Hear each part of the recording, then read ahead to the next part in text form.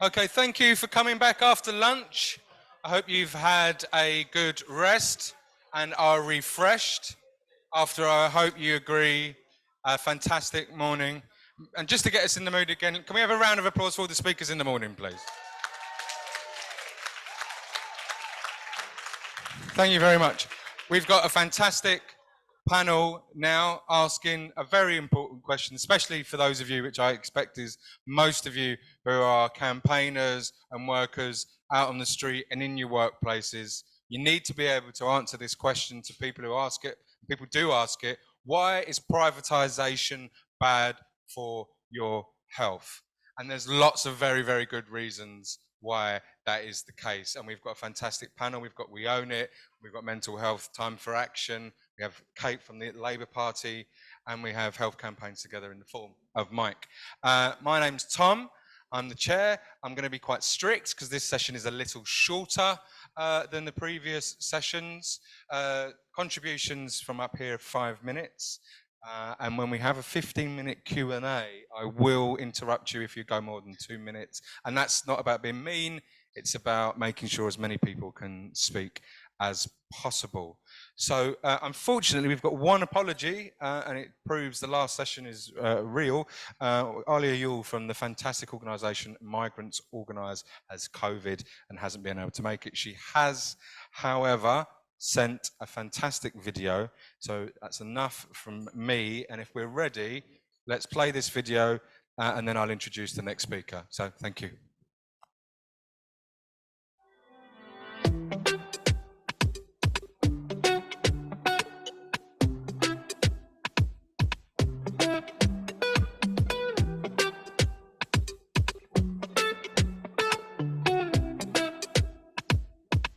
We believe that the health service should be available from the cradle to the grave for everybody in this country, irrespective of what their status is.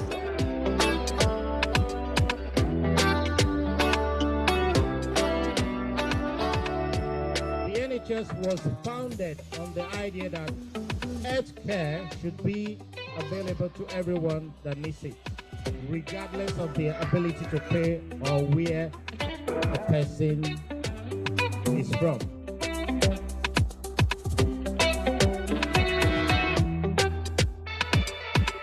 I always mention this is not only for me. I did this mainly to make sure that people can have, the strong mentality to fight against injustices like these. Of course, I will always try my best to fight against this sort of injustice. And unfortunately, this is far from an isolated incident. It shows how far the government's hostile environment has eroded the core principles of our NHS. Here today in solidarity with the Justice for Simba campaign, we're demanding an end to the hostile environment in its entirety in the NHS. It affects patients in all kinds of horrible ways, stops them accessing healthcare. The fight continues. We will keep coming back here and building support across the city and across the country until the hospital is ready to join us.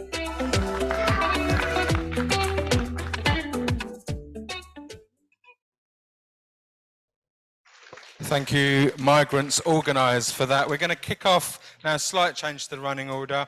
We're going to kick off with Kate Osborne from the Labour Party, a fantastic supporter of our NHS. We're very glad to have you. Thank you. Thanks, Tom. Hello, everybody, and thank you so much for inviting me here. It's inspiring to be in a room full of people all demanding that we save our NHS, and I'm pleased to be here back in SOS NHS. I've been on board from the start, raising issues in Parliament, handing in petitions with some of the people that are in the room here today, submitting EDMs, and I was on the bus organised by NHS Workers Say No. And this campaign, we all know, is much needed. People need clear facts about what is happening to our NHS and the emergency funding that we need. This week, history has been made. 300,000 nurses have voted to strike. And it's little wonder. Years of austerity, pay cuts, underfunding, privatisation and mismanagement has created chaos in our NHS. Successive Tory governments have left nurses overworked, underpaid and underappreciated.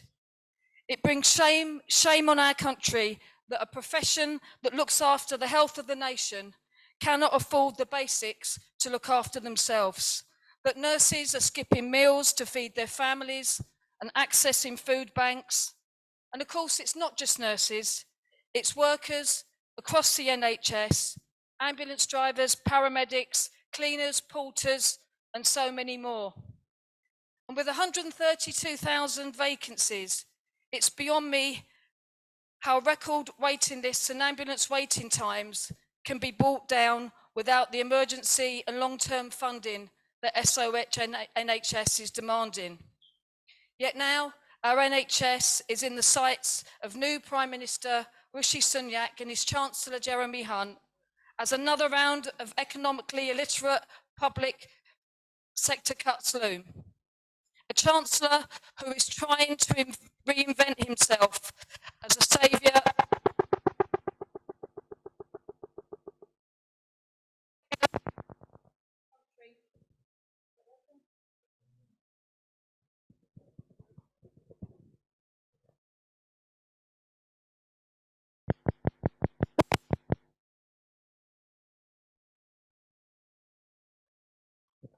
Can you hear me now? Yes.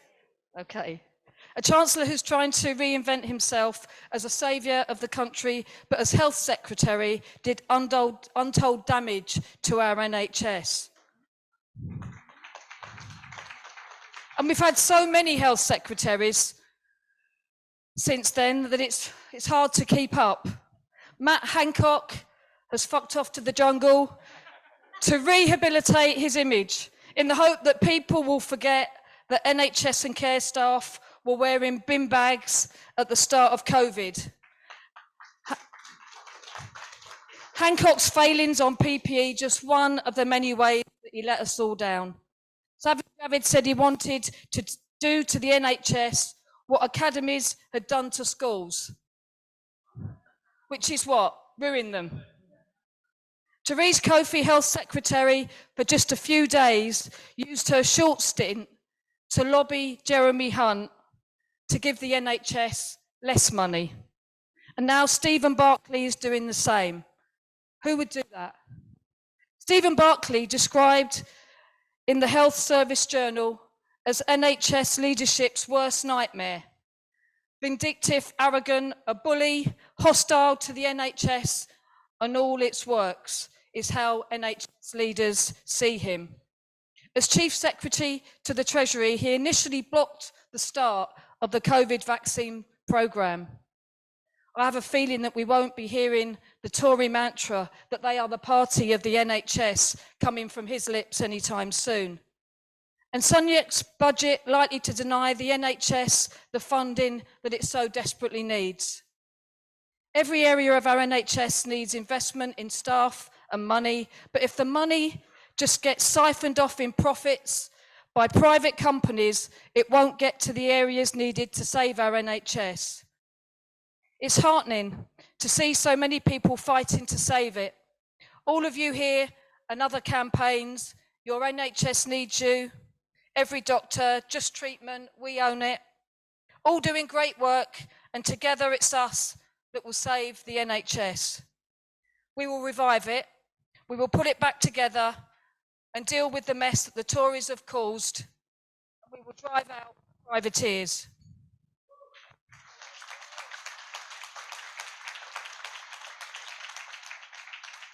We Own It have research linking deaths directly to privatisation. Our colleagues in emergency medicine tell us of the increase in preventable deaths from ambulance delays and overcrowding. Every day, a horror story on mainstream media about people dying, waiting lists, ambulance delays. This week, BBC News asked viewers to get in touch about their experiences after it was revealed that the number of patients waiting more than the target time for cancer therapy has doubled. account after account of delayed treatment. Whilst ambulances stack up outside A&Es and young women die of sepsis on hospital trolleys after waiting 2 days. Yes, 2 days at home for paramedics. That's a horrific story I was told this week about the mother of 6-year-old twins whose life might have been saved with swift medical intervention. It is sickening. The blame lies squarely with this government, not the workers struggling to cope and traumatised by their lack of safe staffing levels, leaving them unable to save lives. Boris Johnson said, "Let the bodies pile high through COVID." Now they're willing to let the bodies pile high in every way. The destruction of our NHS is literally killing people. And we've seen the BBC and the Financial Times this week feature people openly calling for a 2-tier system in the NHS, inching ever closer to changing our NHS into a system based on the American health insurance model. And to those saying we must turn to the private sector to deal with the delays that COVID has brought us, you are wrong. These problems existed pre-COVID, and it's a false narrative that only the private sector can bring down waiting lists. The more the private sector gets involved, the worse things get, as NHS capacity is reduced and private companies cherry pick easy and lucrative cases. People need a government that will help communities, that will tackle the cost of living crisis, not continue pushing people into poverty and continue with more public sector cuts. We need a general election now. We can't afford to wait for a general election to save our NHS and communities, and that's why I'm so pleased to be here now.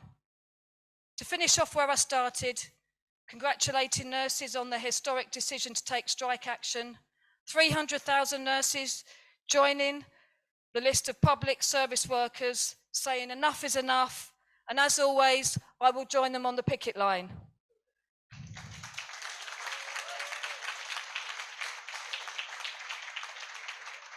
Because it's our movement that will defend all workers, that will stand up for our teachers, nurses, firefighters, paramedics, postal workers, civil servants, lecturers, all those demanding a pay rise and defending their rights. We will make sure that they win. We will ensure that Labour support their fights and repeal the anti-trade union laws. It is our movement that will save the NHS, and I look forward to continuing that fight alongside you all. Solidarity and thank you. Thank you very much. Next, we have Rachel Bannister, who is the chair of Mental Health Time for Action Foundation, and also a Just Treatment patient leader. This is a fantastic story, I know, is going to help us again in those conversations in workplaces and so on. So, Rachel. Is it working? In the past, I may have been described as quiet and unassuming, not somebody who often spoke out, and certainly not somebody who would ever contemplate standing up in public or writing about our family's experiences.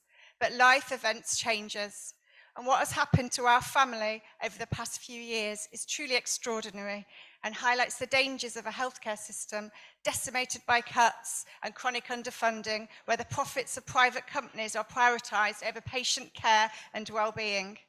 None of my family, not least my daughters, are who we were back then. Somebody recently described me as being too outspoken and too political. I describe myself as an activist and a survivor, and I believe myself lucky to be both.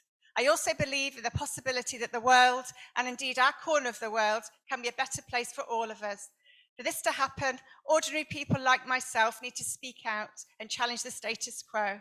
I'm delighted to be here today alongside so many others fighting for our precious NHS. When my daughter was first sent many miles away from home for mental health treatment, I had no idea that this would be the first of many admissions. I had no idea that each time she became ill, we would face an uphill battle to get her the right treatment that ultimately resulted in me having to go public with our situation to secure a bed, but that this bed would be 300 miles away from our home in Scotland. I had no idea that this lack of continuity of care and lack of consistency in treatment would lead to an admission that nearly cost her her life. I don't think I once considered that each admission would last so long. That each time she relapsed, the battle for safe and effective care would be one that we fought over and over. I never imagined that for years our whole family would be utterly consumed, not only by her illness, but by a system so fragile and fragmented, it would lead to me becoming so ill that I too would need acute care. My middle daughter would become so fraught with worry and sadness by the long-distance separations, she would develop post-traumatic stress disorder and be unable to attend school. When we have a system that is so chronically underfunded and understaffed, it cannot possibly offer the good quality NHS early intervention that is necessary to ensure that hospital admission is only needed as a last resort. Too many mental health nurses have been lost over the past decade, and many more, for too long underpaid, undervalued and overworked, are being left with little choice than to leave the profession they have dedicated their lives to. My daughter has spent more than 2 of her teenage years institutionalised in units far away from friends and family during the times when she was most vulnerable and needed to be with those that loved and cared for her. Small wonder then that so many of our children and young people facing similar situations are driven to end their lives by suicide. I have lost count of the number of newspaper articles I've read and television reports I've cried over, lost count of the number of delayed inquests and promises of lessons learnt. Lost count of the number of times politicians have pledged to end the burning injustices and ensure we have parity of steam in our mental health services, the frequent empty promises of more funding that don't even begin to repair the decades of cuts. Our story highlights the devastating and dangerous impact of a chronically underfunded mental health system with an increasingly unequal society, where levels of poverty and inequality under the past 12 years of austerity have increased dramatically. It is crucial that we join the dots between these relentless cuts to public health services and the increasing role of the profit-making private providers. There can be no doubt that it has been a deliberate strategy to run down our NHS, especially within mental health, to the point of collapse in order for the government to justify the need for commissioning more private care, particularly inpatient services. This is a government strategy that serves the interests of the wealthy few and not the ordinary people of this country, who all deserve access to decent healthcare when needed. For our family, it is only a matter of luck that we survived the past few years, and what a terrible indictment of mental health services and the society we live in, that too often survival is a matter of chance. Under our current broken system, early intervention continues to be a postcode lottery. Understaffing is too often the norm and is what an increasingly privatised mental health industry, profit comes before people. Several months into my daughter's last admission in an NHS-funded but private hospital, staffing levels were reduced, patient self-harm became endemic, and I knew as each hour passed there was a very real danger that my daughter may not make it home. Tragically, the battle we fought to secure this holistic pact of NHS care within our local community is not unique to us and our family. Last week, Sky News reported failures in care at the very same private hospital chain where my daughter was an inpatient. The investigation revealed a decade of mistreatment in care of more than 20 teenagers. This private healthcare company has received nearly £190 million from the NHS since 2015, despite repeated criticisms about the standard of care the patients have received. The only beneficiaries of my daughter's fragmented care are the private healthcare providers. Too many people like her, unable to receive the intensive support and treatment in the community, left to the point of crisis and then hospitalised the length and breadth of the country in private units at a cost in excess of £186 million to the NHS every year. How can it possibly be acceptable that the majority of inpatient care for our 18s is outsourced, with independent operators looking after 55% of all children and young people hospitalised? How have we got to this point where it is morally acceptable for people to profit from the sickest and most vulnerable people in our society? Until we have properly funded community services that include fully resourced multidisciplinary teams, access to a wider range of therapies, including the trauma resolution approaches that have been life-saving for my family and that offer a stepped approach with intensive support accessible when needed, we will continue to see too many left to the point of crisis. forcibly hospitalised, many miles from home, and often in expensive outsourced hospitals at great and clearly unsustainable expense to the NHS. Without urgent action and investment, we'll continue to witness too many for whom help will come too late. When I reflect on the suffering our family has endured and that of countless others, my predominant feeling is that of anger. Anger at the injustice. Anger that so many have been failed and continue to be failed. In the words of Professor Dame Elizabeth Anionwa, anger creates energy. The right kind of anger, directed well, fuels the desire and willingness to challenge injustice. It is precisely this anger that fuels my desire to fight for the transformational funding so desperately needed to rebuild and repair services, to fight to an end to the outsourcing of care to private profiteers. We know we can and we must do better for our NHS, not least our struggling mental health services. We must do better for the very many who suffer in silence and those who are without a voice. In the words of mother and friend and author Caroline Aldridge, whose son Tim died while waiting for mental health treatment. Some people are deemed to be of so little worth that their lives and their deaths are mere whispers. But this whispered life echoes loudly in the hearts of those who loved him. The government is hoping that those of us who have been impacted by their dangerous and cruel policies will stay silent. But we must show them that is not going to happen. That's why I've co-founded our campaign group, which is now charitable status, and that's why I'm involved with Just Treatment. I'm thrilled to be part of a group of patient leaders who are going to develop a new campaign to improve access to youth mental health care, and challenge the corporatisation of the sector. This campaign will be led by young patients and their families, and we hope to launch it in early 2023. Thanks so much for inviting me to speak at this conference. Being here today as part of such a strong coalition of campaigners and activists is the opportunity so desperately needed for us to channel our collective despair and anger into effective action. We can and must stand together and demand a return to a fully publicly funded and resourced NHS, where mental health is given equal priority within a truly compassionate and humane society. Thank you.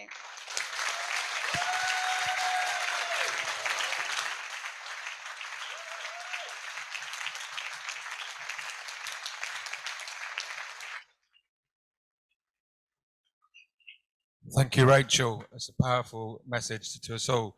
I'd now like to bring up John Bosco Wobbo, who's the lead campaigner from We Own It, who is their leads on the NHS work and works closely with the SOS NHS Coalition. John Bosco. Thank you. Thank you so much. I had this whole list of things that I wanted to say about why privatization is bad for your health. And I think I'm just going to abbreviate it by saying that privatization is bad for your health because of stories such as those of Rachel. And I think a lot of us have similar stories, and hundreds of thousands of people across the country do have these tragic stories of private companies putting their health second to their profit making. Some of you may be aware, recently a group of Oxford researchers found that NHS privatization was linked to about 557 deaths between 2013 and 2017. And they did not obviously include the COVID pandemic, which I think if they did, they may have found that that number would have been drastically higher. And obviously we saw during the COVID pandemic, the government spending anywhere between £20 billion and £37 billion on a test and trace system that was run by Serco and Sodexo and company. Was a disaster in every sense of the word. At the same time, the publicly run systems across the country were doing a much better job. We have also seen some research in recent weeks from a group of Oxford researchers, those people at Oxford, that has found that children's social care being run by private companies were twice as likely to be sanctioned by the government for poor quality than those that are run by councils. And we've seen in recent weeks as well, of course, that NHS trusts are still paying hundreds of millions of pounds to service the debt that they were put into under PFI contracts. And we know, of course, that hundreds of millions of pounds are being sucked out of the NHS going into the pockets of private individuals and profits, right? So all of these have an effect and create stories such as Rachel's, and I imagine a good many of you as well. I didn't want to spend a lot of time talking about this. I mean, obviously, the stories are really, really important. I wanted to spend a little bit of time speaking a little bit about how we approach fighting privatization at We Own It, and I think that the coalition that we have created, the SOS NHS coalition, has the potential to radically ramp up this work in a way that actually has an impact in people's lives. So I think that one of my fears is about to be fulfilled. I mean, I'm not recognizing my handwriting anymore. All right, so I wanted to start by talking about our expectations about campaigning against privatization in the NHS. Often we hear people talk about why we need to mobilize people to get involved in campaigning, and it's not always very clear what the quantity of people required to do this work is. I get the feeling when people talk about it, they're referring to the millions of people that marched against the war in Iraq. But I think that we would be a lot more effective with even fewer people. By my estimation, and I pulled this directly out of my ass, we need about 1,000 people in every single constituency. So that's about 650,000 people in the country. And I've also done a bit of, okay, I'm not going to use another lewd word. I've also done a bit of calculation and found that the organizations represented in this coalition represent upwards of 4 million people in total, right? So, and I think we need just 1,000 active people in every constituency to do that work. And that's a lot more realistic. And I can imagine that I think that coming out of today, that there's going to be a lot more impetus to actually do the work of trying to organize as many of those.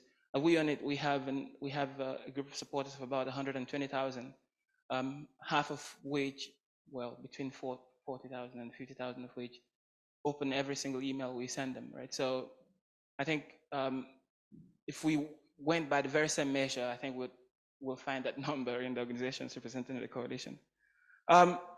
So in terms of just a few pointers, and I'm going to try and finish because it's going to be such a relief when Tom finally asks me to stop speaking. In terms of some pointers as to what we can do or how we need to approach the campaigning, I wanted to kind of talk about how we talk about the problem.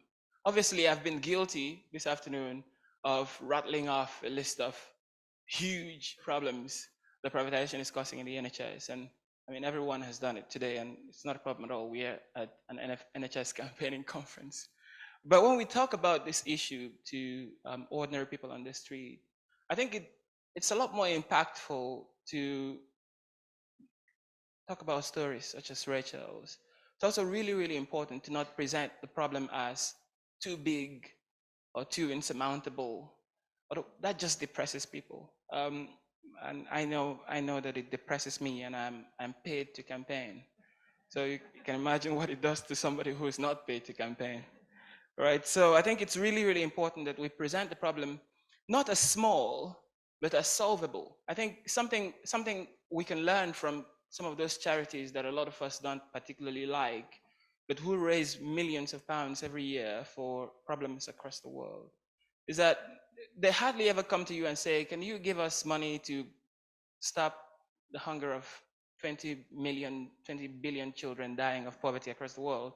They'll tell you, can you give me £7 so I can feed this one child for 1 week, right? And that's a lot more impactful. And I'm not just saying that from our experience at We Own It. I'm saying it from decades of research that they have found that people feel they can solve that one child's problem more than they feel they can solve the problems of 20 billion children who are dying of hunger across the world, right? So I think it's really important that when we talk about this problem, that we're presenting it in a way that makes people feel that they can actually have an impact in dealing with it. And I think it's also very important that we present ourselves as winners. I'll say this in a very, I'm among friends. so I'm going to be as honest as I can. Nobody likes a loser. I certainly know that I don't like a loser. And people, there is no reason whatsoever for me to get involved in your campaign if you give me the impression that you don't win anything. You're just a complainer, right? And I think it's really important for us to get into the mindset of presenting ourselves as winners. To always talk about the times that we have won, it's really important to lead. We're talking about the times that we've won, that we own it. If you wake me up at 3 a.m., well, I'm not sleeping at we own it at 3 a.m., but if you wake me up at home at 3 a.m., I'll tell you about the time we managed to stop the privatization of NHS professionals working with other campaign groups here. I'll tell you about the fact that we managed to get 11 NHS regions across the country to ban private companies sitting on their boards. I'll tell you about the fact that we managed to get, including getting Virgin Care out of the board in one of those areas. And a laundry list of things that I could tell you, and Tom has looked at his time, which is my cue. All right, so also I think really, really important, there is a tendency that we have to believe that people are not taking action because they're not aware of what's happening. I don't think that that's, I think that's not a very fair assumption to make at all. People have to pay attention to millions of pieces of information every single day, and they don't need to know everything about what's happening in the NHS for those people to be motivated to take action. You need to tell them a very simple story. You need to tell them stories such as those of Rachel. You need to tell them, you need to find stories in their communities and tell them those stories in a very personal way. Those stories inspire people a lot more than rattling the numbers off at them. And I think we need to do, and this is going to be one of the last things I say, we need to do a better job of thinking about our campaigns as think about your campaign as a campaign that you can actually get a Tory MP to support. It is incredibly difficult to imagine that happening, and you may not get that to happen, but I think you will have a lot more success if you actually think about that campaign as, will the Tory MP for this area support it? And I think if you told a story such as that of Rachel and other people in the area, you have a much better chance of getting the Tory MP, at the very least, to pretend as though they support the campaign. And that typically does the job, because then they have to pretend to care about it by writing a letter to the Prime Minister, to the Secretary of State for Health. And that has an impact. It doesn't matter whether or not somebody's pretending when they write a letter. And finally, I think we need to get used to the mindset of being aware of what we want on the grand scale, but being ready to fight for what we can get right now, right? Sometimes we miss the opportunity to get small wins that take us closer to what we want because we are running a campaign or holding out for huge wins that radically transform the face of what's happening. I don't think that it's realistic to expect that we will get that anytime soon. So it's really important for us to build our confidence, to build our perception among the public as people that can win, by also going for some of the small wins where we can get them. And I'm going to finish now. Thank you so much, everyone. And it's really, really good to see all of you here. Cheers. Thank you, John Bosco.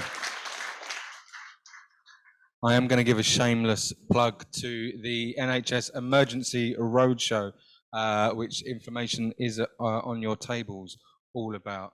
It is all about reinvigorating and starting local campaigns, local groups right across the country. And let's use some of John Bosco's hope to encourage us forward. To wrap up this, the introductions, we have Mike Forster, the Chair of Health Campaigns Together.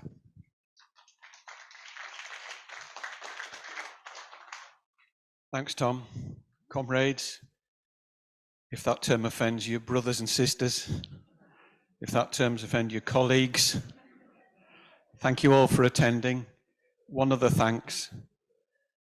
This conference wouldn't have come together without the organisers of this conference, so I would like to thank Tom, Lewis, many of the others who've been involved in a small corner of Zoom for the last 3 months.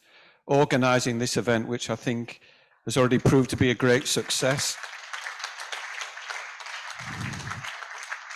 So thank you, comrades. What is privatisation and how do we deal with it? Well, in this conference, you don't need me to explain what privatisation is, but I do want to quantify it.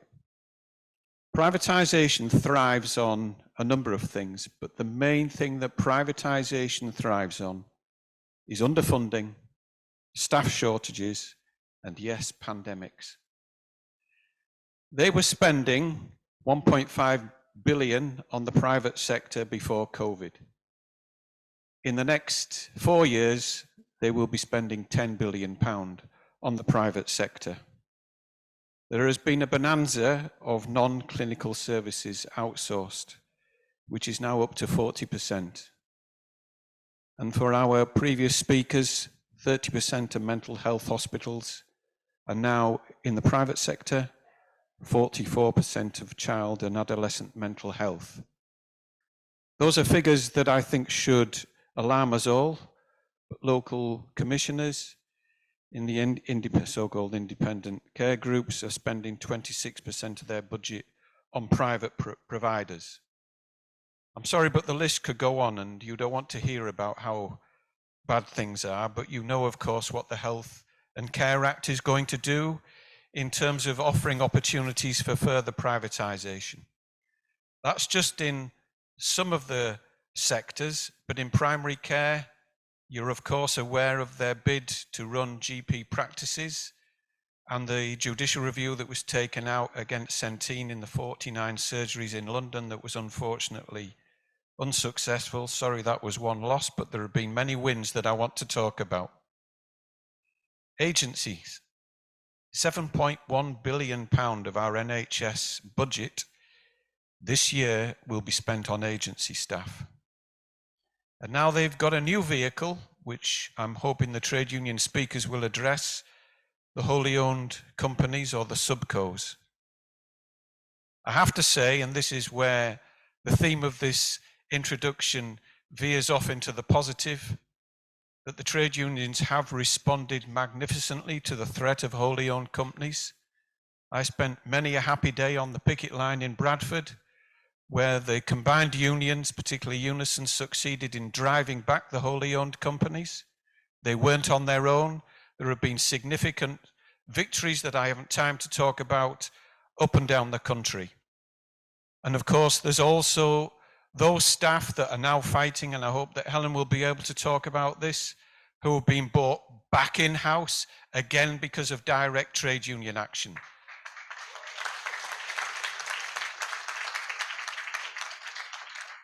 And victories like that bring alliances like this together. The speaker this morning talked about there being 170,000 vacancies in the social care sector. Unfortunately, social care staff are leaving that sector because they can earn more in supermarkets. The home where my 95-year-old mother resides, one of the better workers left because he could earn £3 an hour more making sacks for potatoes. Is that the kind of society that we've come to? The profits that the private sector makes out of social care runs to £15 billion a year. So when the question about where will the money come from, it lies in those profit margins. Migrant charging is a form of privatisation. John Bosco mentioned the scandal of private finance initiative. £13 billion was spent on PFIs, and was probably still being spent, but the repayments are £80 billion when those contracts finished. In our neck of the woods at Calderdale Hospital, which I think has the record for being the worst PFI in the country, they spent 67 million refurbishing the hospital, and when it's finished, it will be 82 million repayments. And there is an offshore company that takes that dividend every year for doing nothing. Diagnostics has also come under the threat of privatisation. So look, what's driving privatisation? There are two things. One is ideology. The ideology of this Conservative government, and I am afraid to say also previous Labour governments, which saw that the private sector could do something good and the public sector was bad? Well, the answer to that, of course, lies in the transparent success that there has been in energy, transport, water, post. That's the private sector, comrades. And I think that given that 2/3 of Tory voters now think that those services should be brought back in-house, there is an open goal for us to press for renationalisation and to debunk the myth about private sector is good and public sector is bad. So that ideology can be driven back. But secondly, and I want to come back to what I said earlier, there isn't a conspiracy on the part of the Tories to directly take the NHS out of the public sector and put it into the private sector. They don't have to. All they do is deliberately underfund the NHS, and that forces people to go elsewhere, and it allows private companies to step in and say, we can do a better job. So what is the answer? Well, of course, it's to fight for better funding. It's right in front of our faces, which is why this coalition has been so successful. There's the direct resistance that has taken place in relation to the wholly owned companies, staff coming back in-house. There's the direct resistance around the closure of hospitals, which again will fight privatisation. Fewer hospitals means the private sector steps in. There are people here today from Lewisham, from Hammersmith and Fulham, where I'm from in Huddersfield, where we waged relentless campaigns to keep our hospitals open, and we all won, didn't we, comrades?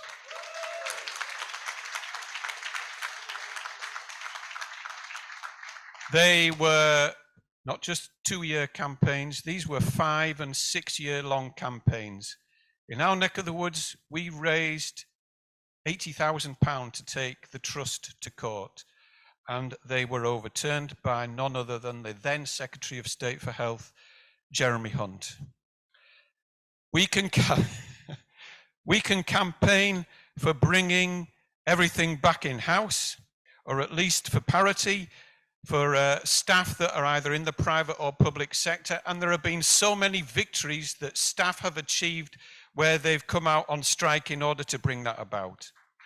We can campaign to unionise social care staff who are at the sharp end of this privatisation bonanza, and all of us have a responsibility to go into those sectors and invite workers to join their trade unions, because in my opinion, that's where the resistance begins.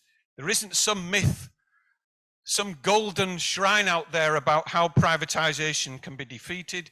It starts at the ground level and moves up. And yes, it can also be through legal challenges against the system, whether that be judicial reviews or taking them to court. And it's a political campaign to reinstate the National Health Service. I'm pleased that we have a Labour MP up here who supports us, who, as you won't mind me saying, is a member of the Socialist Campaign Group. And well done to you for hanging in there, but the majority of Labour MPs are not in that camp now. And so we have to apply pressure on MPs of all political stripes that they have to reinstate the NHS, and applaud the magnificent work that Comp has done around the bill to bring the NHS back into the public sector. And finally, we have to directly, and this will help defeat privatisation, support workers in struggle who will be on the picket lines fighting for better pay. I've been very fortunate to have been invited to go on a speaking tour in Belgium about what's happening here for 5 days. They had a general strike on the 9th of November in Belgium. I heard about the workers in Italy who were out on a general strike. I heard about the French workers who have been out on a partial strike. You know where this is leading, don't you? Just going off script for a second, I hope the trade union leaders who this morning talked about escalating and coordinating will address this afternoon the idea of us joining up these struggles, because everybody wants to fight for the NHS, a victory for any worker in these pay struggles, and solidarity with the Liverpool dockers who just got a great settlement. It proves one thing, that if you fight, you can win. If you don't fight, you will lose.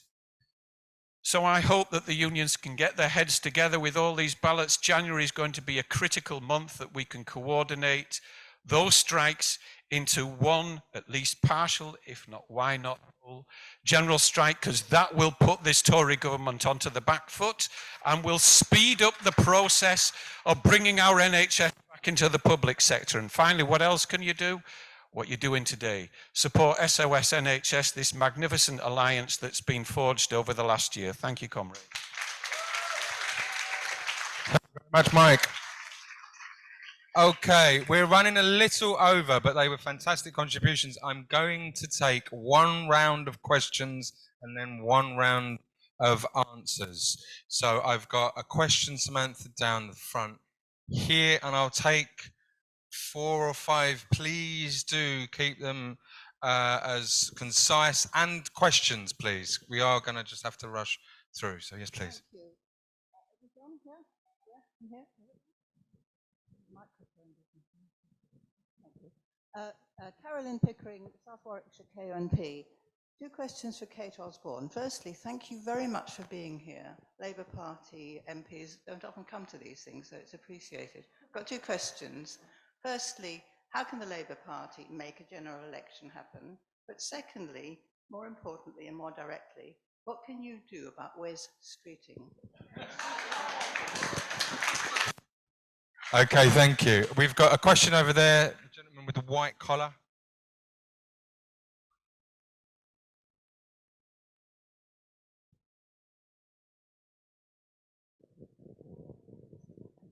Thank you. John Lippitz from Hampstead and Kilburn, CLP. I'd like to thank you all for your contributions, but following on from the last speaker, let me remind you that we expect a Labour government in about 2 years. Now, the Labour government, when it comes in, if it continues as it does at the moment, will be horribly right-wing. And I have to admit, I'm still a Labour Party member, despite that. And the question to you is, what are we going to do about the Labour Party with its terrible Starmer leadership at the present time? It's not good enough. Thank you. We've got 2 strong questions on that issue, so let's try and vary it, because we are going to try and keep this in. But the gentleman in a brown top here, and then the woman with a mask on in front. Thank you. I'm David Lando, a member of Patients Not Passports, and the speaker who was absent today, Aliyah, has been very involved in setting that up. And the green leaflet that's out tells you a bit more about it. And our concern is, as was raised this morning, about migrants and asylum seekers not being able to get access to free healthcare. And it cannot be right that that your access to healthcare, your rights to healthcare, depend upon where you were born, or where your parents were born, what language you speak, the colour of your skin, whether or not you embrace British values, whatever they may be.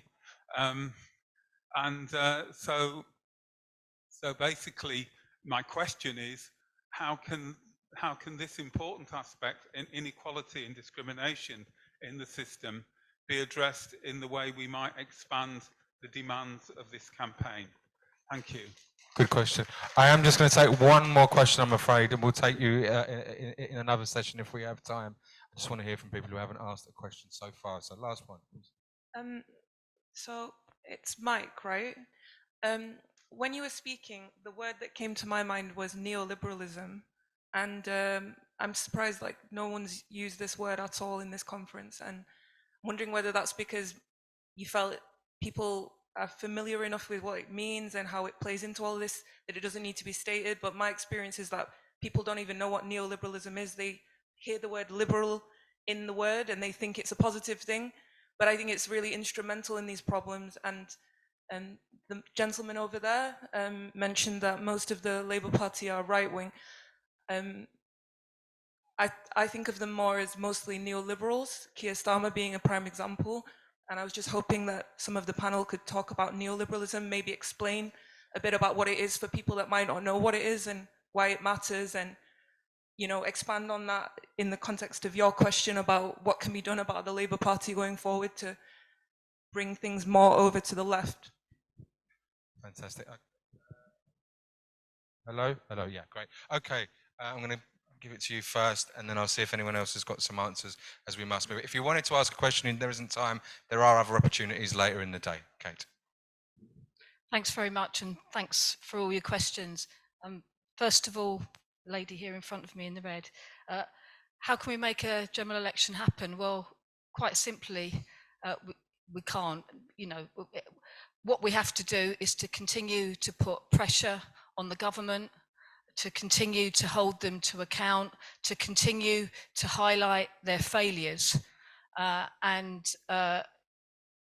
Unfortunately, they have control of that situation, but I will certainly continue to push where I can in doing whatever I can to bring a general election forward as soon as we can possibly have one. Because moving on to the gentleman over there, Wes Streeting. Moving on to the gentleman over there.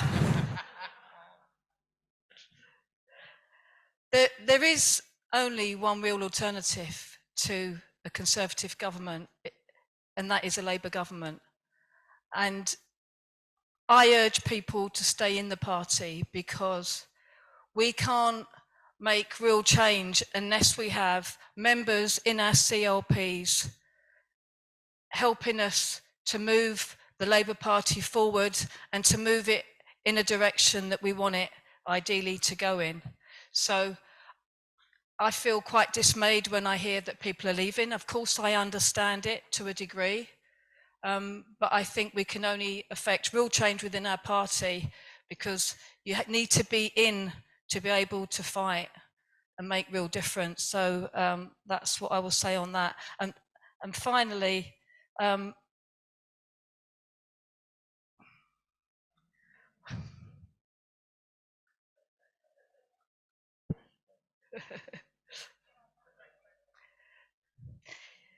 I think your question was, what can we do about Wes Streeting? Well, I can't do anything about Wes Streeting. He is a Shadow Health Secretary. I'm not on the front bench. I'm not in a position to form policy. I can influence it from within the party as much as I can, and I'll continue to do that. I'm not really sure what else I can say to you on that, to be honest with you. Thank you. Thank you, Kate. And get involved in all of these campaigns as well, of course. Is there anyone over there that wants to contribute as well? Yeah. Okay, let's keep it brief. I was just going to agree with the lady who mentioned neoliberalism. Maybe I'm not the best person to do a definition of it, so I'll let you do that. But I agree that we shouldn't shy away from using that terminology. I mean, I've just recently finished a book by Gabor Mate called The Myth of Normal, where he describes the effects of the ideology of neoliberalism, what it's had on our physical and our mental health. So, yeah, absolutely, we should be talking about that. But get that book because it is absolutely spot on.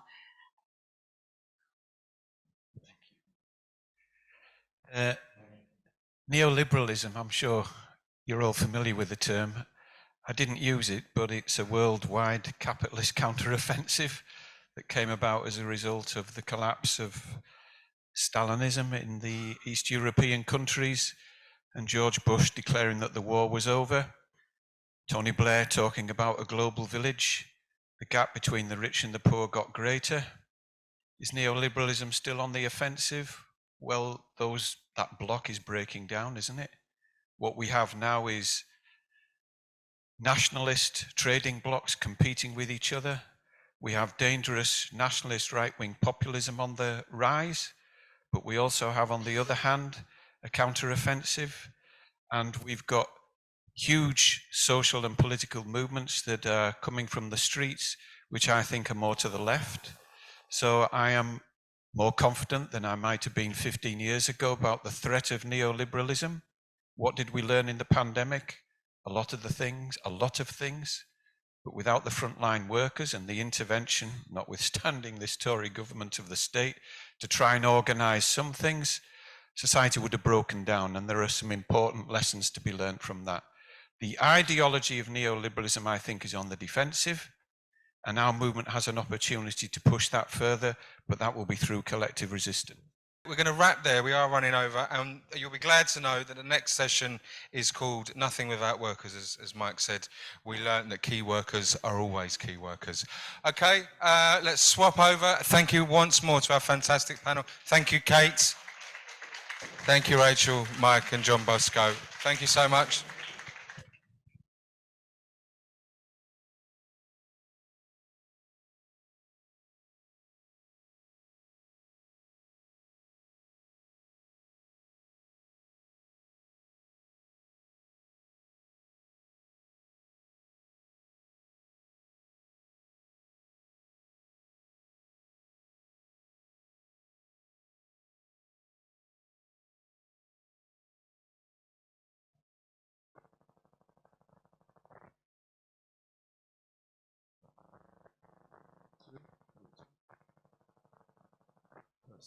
Test. 1 2 1 2 test 1 2.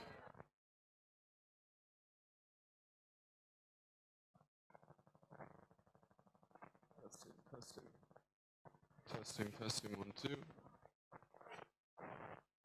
Test 1 2 1 2.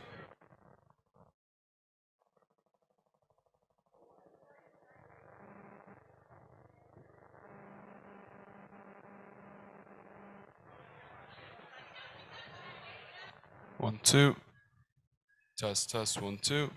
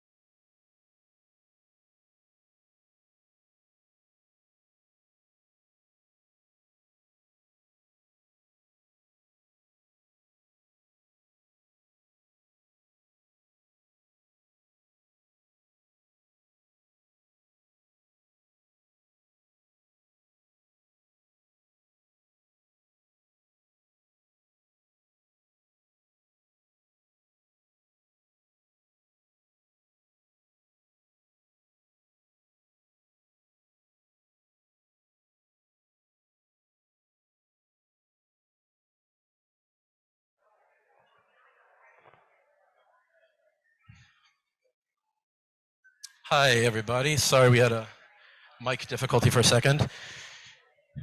When I say SOS, you say NHS. SOS!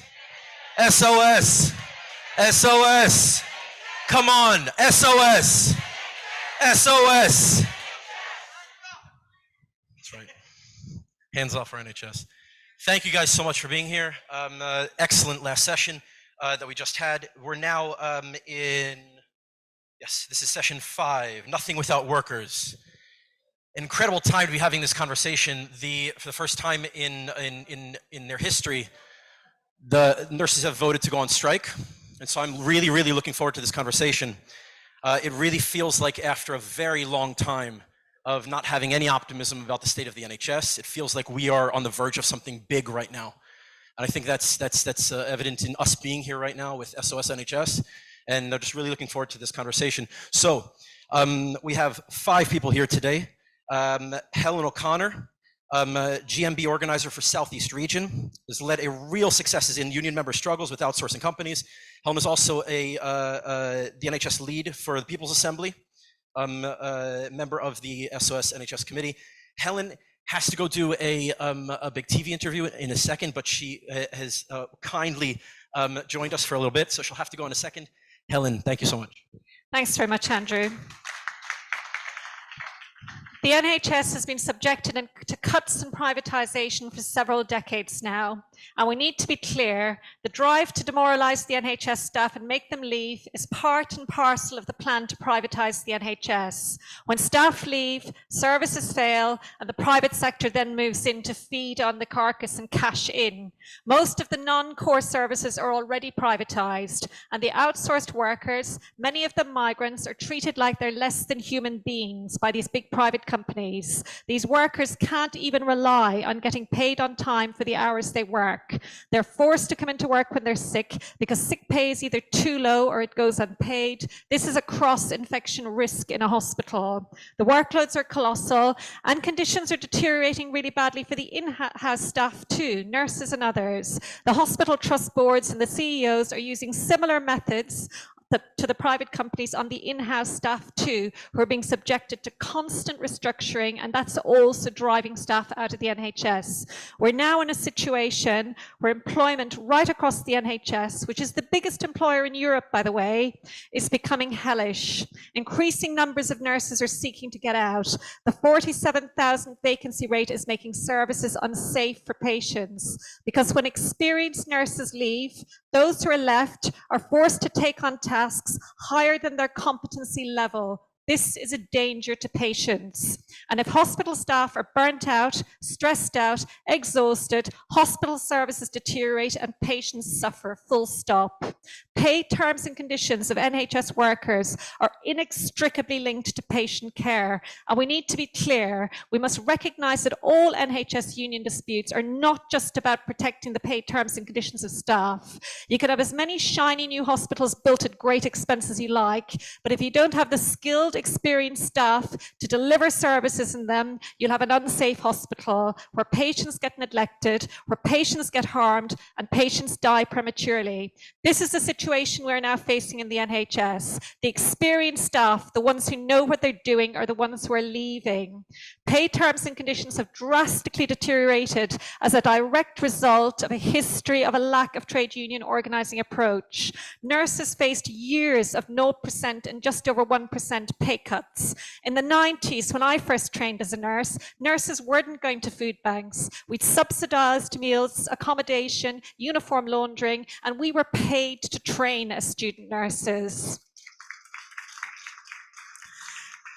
Yes, the job of a nurse was tough and demanding, but you had an experienced team around you that you could rely on, as well as the allied health professional team. There was more beds, more resources, and those resources were shared. And the ancillary staff, who are now outsourced, were employed within the NHS on decent contracts with the prospects of career progression. The marketisation of the NHS has changed all of this for the worst. What's the answer from government? Cut more, privatise more, drive wages down more. The focus is moving away from patient care and is fixed on income generation, trading in a state, and tendering out the contracts to the highest bidder. The treatment of NHS staff during the pandemic was the straw that finally broke the camel's back. And what has developed out of this is a rising of the consciousness of the nurses, who are now realising their worth. They're beginning to get properly organised in their unions for the first time. They're questioning what the unions are doing to support their collective interests, and they're building solidarity with each other, and these are all very positive developments. The battle to save NHS services has been waged for years. There's been notable successes like the Save Lewisham A&E campaign, but it's very, very challenging to run NHS campaigns without the staff inside the hospital who can give you the information and the support. And traditionally, it's been quite difficult to get those staff involved, but now that is changing, as I've said. And in a very welcome development, new layers of trade unionists are now, from the NHS pay campaign particularly, are linking up with the NHS community campaigns, which is very, very positive indeed. And the RCN have won their strike ballot in over half of the NHS trusts they balloted, and came very close in others. This is a very impressive development also, and one that gives real hope for the future. Nurses now have a fighting chance to make the type of demands that will help resolve the NHS recruitment and retention crisis. And we must remember that pay in the NHS is political. The bulk of NHS nurses nurses are in band 5. The highest hourly rate for that is £14.21 an hour. Last month, GMB Union secured £16.10 an hour for refuse drivers. That shows that pay is political. And if nurses will strike, they can win pay rises too. And in my experience as a trade union organiser, in organised workplaces, the pay is better and the health and safety is better, and services to the public are better too. The outsourced NHS workers are ready to fight also. Earlier this year, Croydon hospital workers took on G4S and secured a 24% pay rise. They're now demanding to go back in-house, and today I'm happy to announce that there will be a march against outsourcing through Croydon on the 10th of December, and I'm inviting everybody to come along and support those workers. Croydon isn't difficult to get to. You can get to it from Victoria. It's really quick, really easy, so join those workers on their march to end outsourcing and get back in-house. ISS workers are also getting organised across 4 South London hospitals. I'm also announcing there's going to be a protest outside the Maudsley Hospital on December the 1st. Again, we invite all of you to come and support those workers. And mighty reps in St George's Hospital are telling me that when the RCN nurses strike, because they have met the threshold in St George's, they will come out and stand with those nurses on their strike days. And I'm the lead rep for the People's Assembly. It's the oldest anti-austerity organisation in this country, and it's a very important organisation to build links across the trade unions and across the communities. We're having a conference in London in February, and we're inviting all of you to attend. And let's keep building solidarity in our movement. So everywhere workers have had enough. But what is significant in this period is that they're now prepared to do something about it. And as a movement, we need to be clear in our demands for the NHS. We need to see an end to privatisation. There's no such thing as good privatisation that offers social value. Privatisation is the organised, legalised theft of our public services and of workers' rights. We must demand the insourcing of NHS workers and for them all to be on Agenda for Change terms and conditions, an end to the constant restructuring and a period of stability for staff, and most of all, an inflation-busting pay rise for those workers who risked their lives during the pandemic to save ours. And yes, we must demand decent public services, decent jobs, decent pay, decent benefits, and an end to the fear and instability in people's lives. And we must put forward a political alternative too to Tory rule. And that alternative can only be a socialist alternative, solidarity.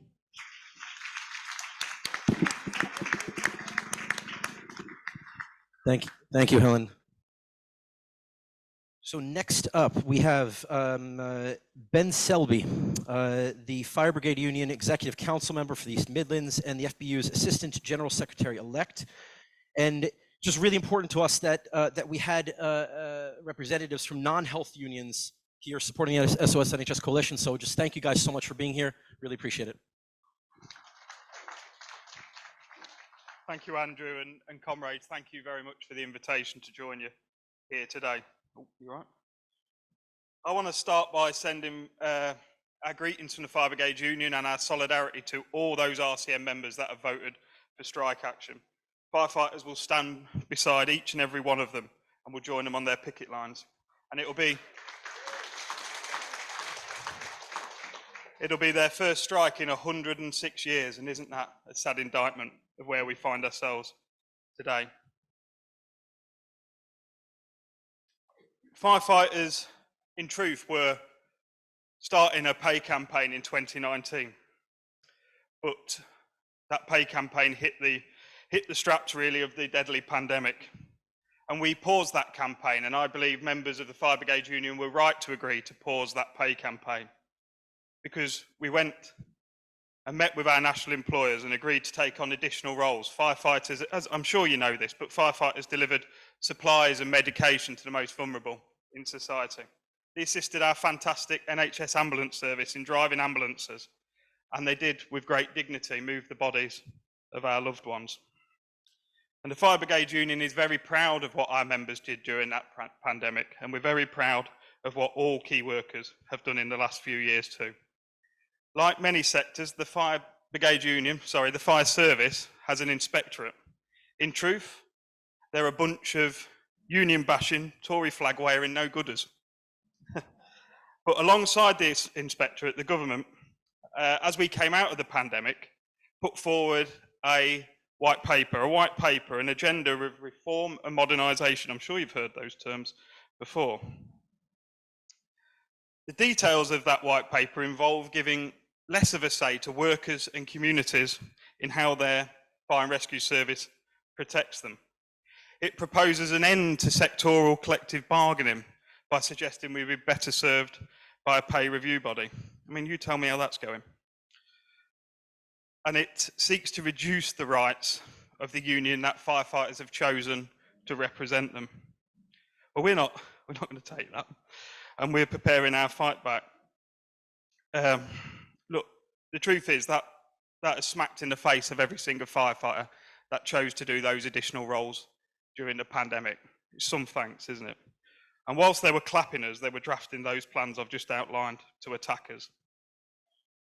And shortly after that white paper was released, we found ourselves, didn't we, entering a spiralisation of this crisis, the cost of living crisis. And firefighters were originally offered 2%, and that was slightly uplifted to 5% in October. And we're now balloting our members in a consultative ballot to see if they want to accept that. And I can say that firefighters are telling me very, very clearly that they're not going to. So during the last 3 months, I've been out and been to many fire stations, talking to our members, talking to firefighters, officers, and in control rooms to our brilliant control staff. And it's very sad to report that they're telling me and they're telling other union officials that they're having to use food banks. They're having to sell their very modest homes. They're having to make the toughest choices of whether to heat their home or eat. This isn't obviously just an issue for firefighters and one prevalent in the fire and rescue service, but isn't it a sign that this system of society is broken? And whilst the Tory government have been playing musical chairs, workers are faced with great poverty. Members of the Fire Brigade Union are committed to a fight back, as I said. If they can find the money to get rid of the cap on bankers' bonuses, if they can find the money to give bully boy Gavin Williamson 17 grand for 2 weeks' work, they can afford pay in the fire service and in the NHS.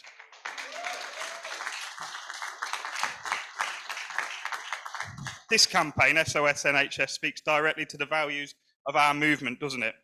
This capitalist system is at fault.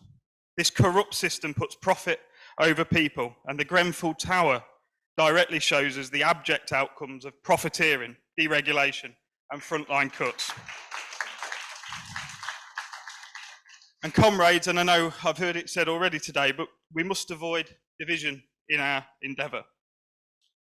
And I've got to say, I was appalled to hear the comments from the leader of the Labour Party this week. It wasn't refugees. It wasn't refugees that crashed our economy. It wasn't migrants that slashed the budgets in the NHS. And we must oppose those that seek to divide us. Keir Starmer should have Joe Cox's words ringing in his ears this week. We must unite across all sectors and demand a different system of society, a socialist system of society that allows people not just to want the earth, but to have the earth. We only win in this world, comrades, if we fight for it, and that time has come. And I'll look to conclude by saying a few extra tiny little points, Chair. The FBU is in this fight. I've been a firefighter for 20 years now. I know I look younger. And the clue's in our name, and firefighters, look, they know how to fight. And they'll join you in your endeavours if you join ours. So, look, we'll have arguments within our organisation, but when we come together, we stand in unity. It's important that when we stand on your picket lines, you stand on ours. And together, our mass movement will collectively demand change. There's a reason they tell us we can't have fair pay. There's a reason they tell us we can't have safe workplaces. There's a reason they strangulate our terms and conditions. It's because they fear us. If we rise off our knees, comrades, we'll challenge their power and their wealth, and that's what they fear. We only have ever succeeded in our endeavours when we ignore them. Solidarity, and thank you for having me. Thank you so much. Thank you so much, Ben. from the pandemic heroes of the fire service to those who worked in food service, kept this country fed. We now welcome another comrade from, this is Ian Hodson from the he's the national president of the Bakers Food and Allied Workers Union. Spoken before at some of our related conferences in the past, and a nice warm welcome to you, sir. Thank you so much for joining us. Cheers. Thank you very much. Comrades, sisters and brothers, it's an absolute pleasure to be here. And I think I'd like to obviously add my remarks to that of the Fire Brigades Union and say, you know, to those nurses that have had, you know, spent all of their time dedicating their lives and the commitment and the inspiration they show day in, day out, making sure they look after our healthcare, that when they vote to strike, we know we have a problem. But I'll tell you the other thing we also need to understand. We have a duty to be on every single picket line. You know, I've got this message for Keir Starmer too. Don't go out and clap when we're in a COVID crisis if you can't say I support the right to pay for nurses when we're out of one. You support nurses' right to pay. They are reasonable demands. They are not unreasonable people. They are dedicated people and deserve every penny that they are asking for. And it's our duty to stand with them. You know, I heard Keir Starmer last week too, saying there's too many foreigners in our NHS. Well, I want to thank those foreigners that have come here and kept our NHS running, because without them, we wouldn't have an NHS. So thank you, NHS foreign workers, for coming and saving our health service. You know, I love the quote back to Bevan, because I know, and I'm sure we all realise here, politicians like to change our history and our understanding about where things come from. And they claim our NHS came from a Beveridge report. Well, I'm here to tell you, it came from De Deegan and it came from Bevan and those miners that made sure they put healthcare in place that he implemented in 1948. And we have a duty to renationalise our health service. It's ours. We want it back. We want privateers out. We no longer want a Virgin Care Service letter. We want a National Health Service letter. That's what we're demanding. And we won't accept any less. And also, let's be very, very clear, because I do think it's important, because it's got to be about solidarity. We have got to organise around the issues of solidarity and understand why we do the things we do. I want to tell you a little story about the reasons why I believe we have to understand about solidarity. I went to a funeral. At that funeral, I was talking to somebody whose wife works in a school. And they told me about this story about this young lad. This young lad that was observed going into the dinner hall, getting his dinner, sitting down at the table and wrapping it up, and then taking it out of the dinner hall. They watched him for about 3 days do this. So they went up to him and they said, look, we've noticed you're not eating your dinner. You're wrapping your dinner up, and then where are you going with it? You need to eat your dinner. And he says, my mummy and daddy have got no money to buy any food, so we're sharing it when I get home. That's the reason why we need to understand why our strength comes from working together in solidarity. And that's why when we see policies like Rwanda, we have to call it out for what it is. It's a fascist policy. It has no place in the United Kingdom. And we need to demand an end to it. Because I'll tell you, when they talk about essential food workers, which we were, we carried out a survey of those people who kept our nation fed.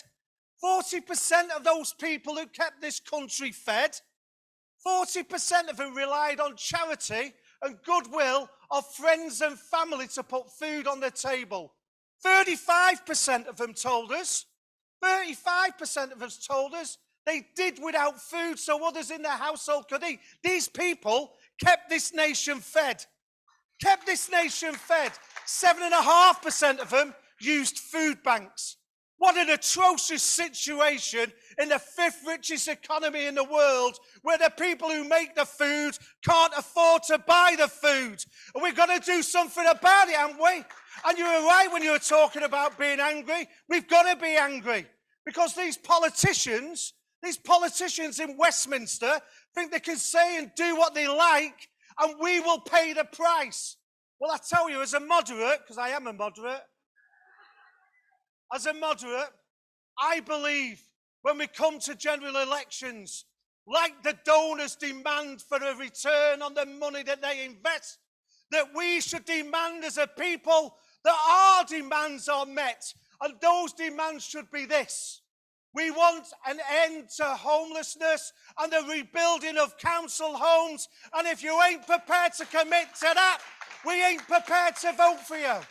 We want the renationalisation of our health service, the renationalisation of our mail, the renationalisation of our railways, the renationalisation of our energy and our water. And if you ain't prepared to meet our demands, we're not prepared to vote for you. And I tell you, as workers, everybody that goes to work is entitled to an employment contract. And the abolition of 0 hours contracts has to be front and centre of our rights in work. And alongside of that, why should young workers get paid less because of their age, even though they have the skill? So let's abolish youth rates too. And make sure. We left the Labour Party last year. We left it because they don't have the aspiration for the people we represent. In 2019, Keir Starmer stood on our McDonald's picket line. And by the way, on McDonald's, isn't it amazing they've got more morals than the leader of the Labour Party? They've banned Wes Streeting from their place because of his comments, but he's kept him on his front bench. But in 2019, Keir Starmer stood on our picket line, holding a banner saying every worker deserves £15 an hour, gave a speech, and then in 2021 made his employment shadow secretary resign for supporting it. No worker should be paid less than £15 an hour. No worker. And that must be a demand from us too. And I say this obviously, when those strikes happen, our duty as a class is to rise as one, to fight like they do, and realise the only way we'll improve our lives is by standing together. And that's called solidarity. Solidarity.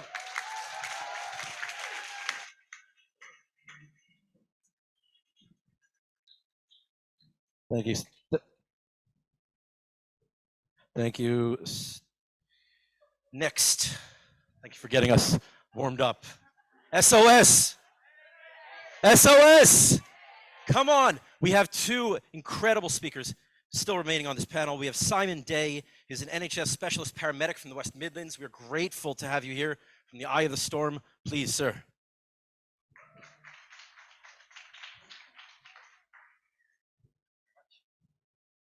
Hello, everybody. It's great to be here.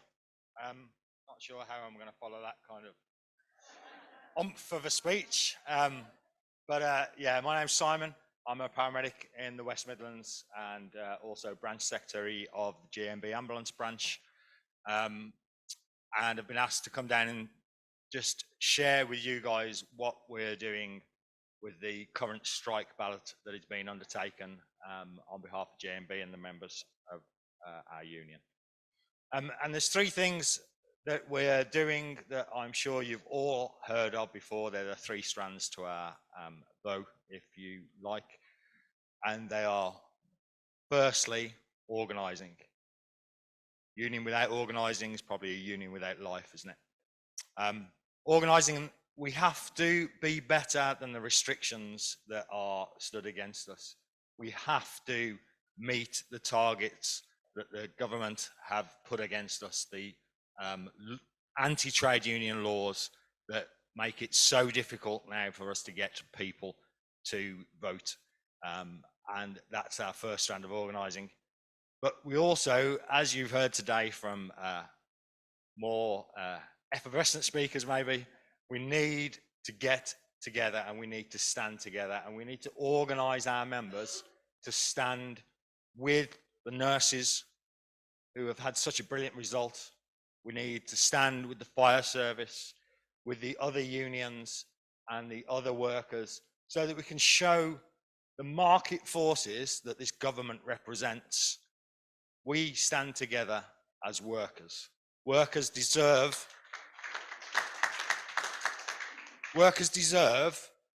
their fair share of the profits that they make and the services they provide.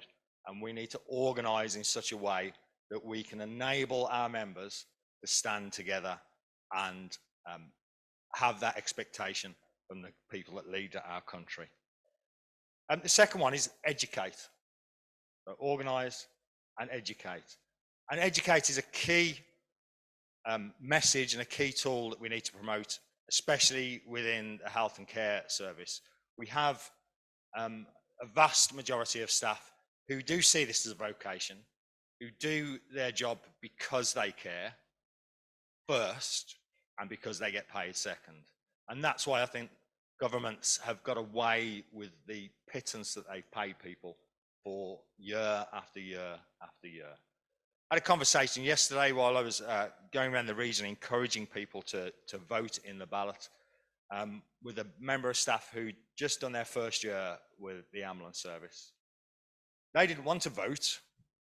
They didn't want to vote because they felt if they voted the wrong way, whether that was for strike or against strike, if they voted the wrong way, their colleagues would look down on them.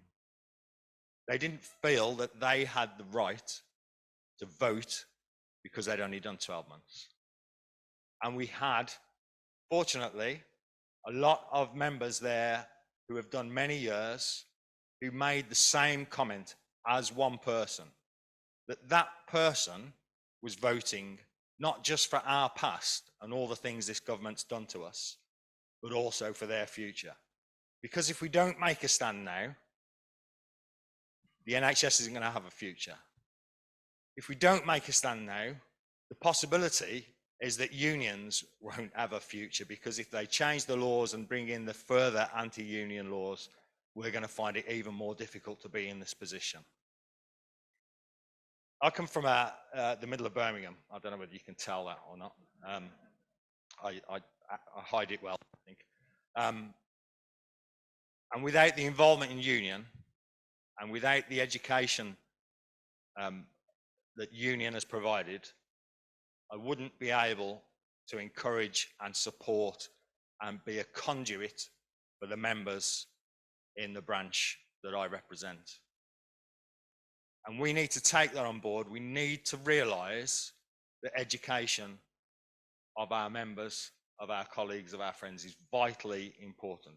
Because somebody has said that we won't have radical action without radical thinking. And we've heard some radical thinking here today, and we need to act on that radical thinking, but we need more radical thinking. We need to find ways of addressing the barriers and the issues that we face in more creative and more powerful ways. The last strand to the bow is agitate. And we need to agitate. And groups like this are agitating. And I think for me, when I think about that, agitating is about holding steadfast to our values as trade unionists, believing in them and promoting them amongst our members. Because lots of staff within the ambulance service, lots of staff within the health and care service won't be aware of what union's about. For years and years and years, they've been told that the union is an insurance policy. And they come to it not for the proactive nature of a union, but for the times when they get in trouble, for the times when they need somebody to sit with them and hold their hand. And we need to help them through the education programs that we put in place to be more proactive, to stand in the gap, not just for themselves, but also for their colleagues. Those three things, I believe, are the focuses we need as unions. That's what we're trying to do in the West Midlands. And hopefully,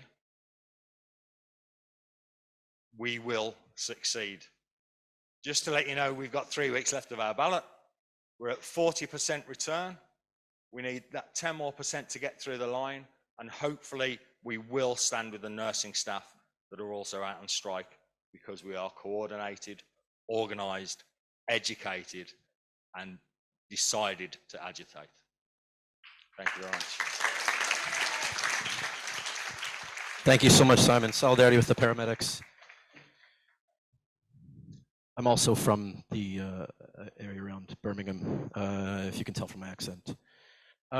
Next up, last speaker for this session, we have Holly Johnston, an NHS nurse in oncology and one of the founding members of NHS Workers Say No, a great campaigner, strong campaigning voice for NHS nurses. They have over 100,000 NHS staff and supporters on their list in social media. A great friend, a great campaigner, Holly Johnston. Thank you. Still buzzing from Ian's speech, actually.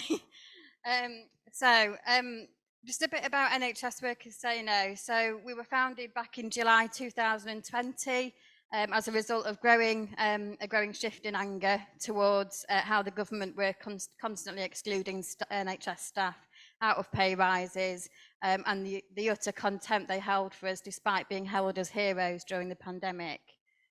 So we all know NHS workers have had 12 years of at least of pay erosion, cuts and freezes, and our campaign was born out of frustration of years of apathy in our workplaces and the need to galvanise staff into fighting for what we deserved.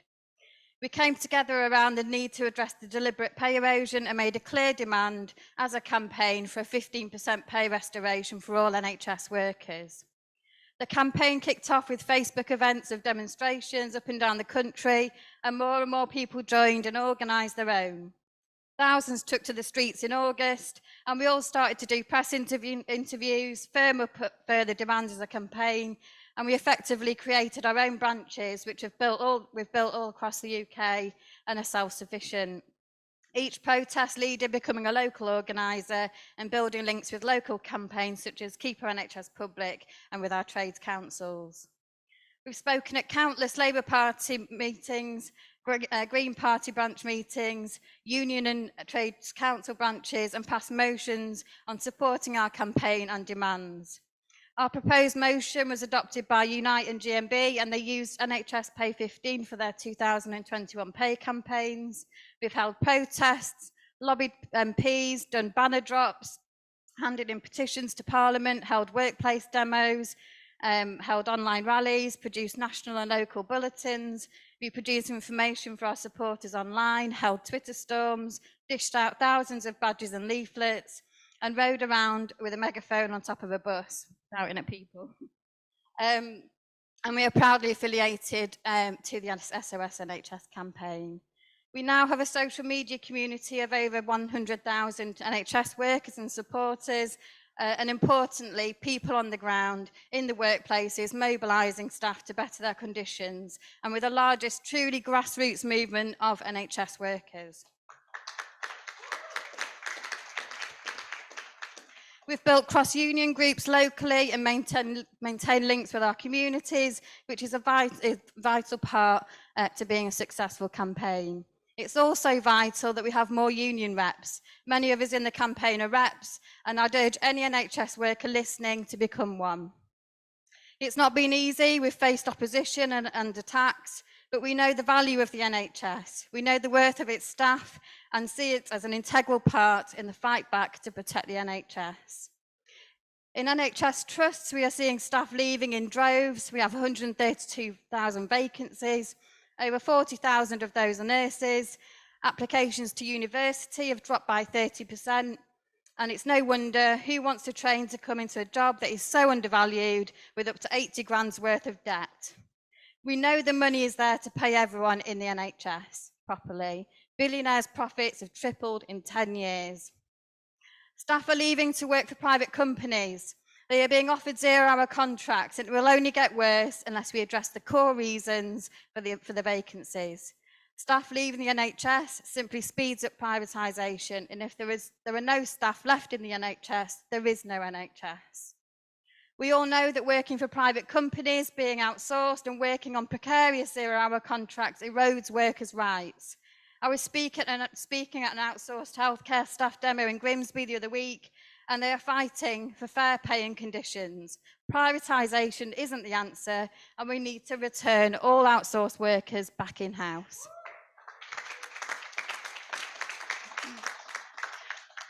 Our campaign can you hear me now?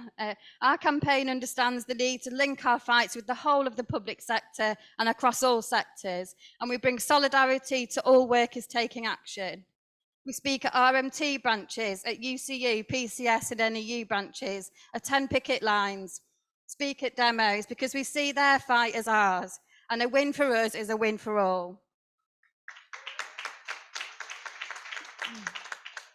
We believe that we need all unions fighting for the NHS, not just the health unions, and campaigns such as SOS NHS can play an important role in bringing us all together so we are stronger.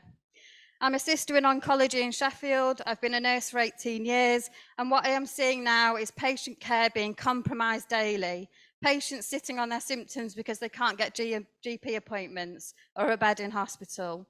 Late diagnosis and waiting lists for appointments leading to poorer outcomes and deaths. There's no beds for patients in the specialty services. The patients we are seeing are very, very sick, and more are being admitted as acute emergencies. Yet staff have still moved to other areas towards where there is one qualified nurse for 2 wards on a night shift. My colleagues are leaving, nurses and support workers, for jobs with better pay, less stress and less responsibilities. And we are not replacing the experience of our older colleagues as they retire either. Our trusts have food banks for staff, and I'm sorry, but this is simply unacceptable considering we are one of the richest countries in the world. I've seen my colleagues traumatised, many off sick with stress and burnout, and many of us with long COVID, including myself, that are unable to return on normal hours or return at all. Many health workers that risk their lives with inadequate PPE are now facing dismissal by their trusts. We are fed up of telling our patients to wait. We are fed up of seeing them suffer and die because of a lack of staff and resources. So we know that we need to organise, to work across all unions, across all bands and disciplines.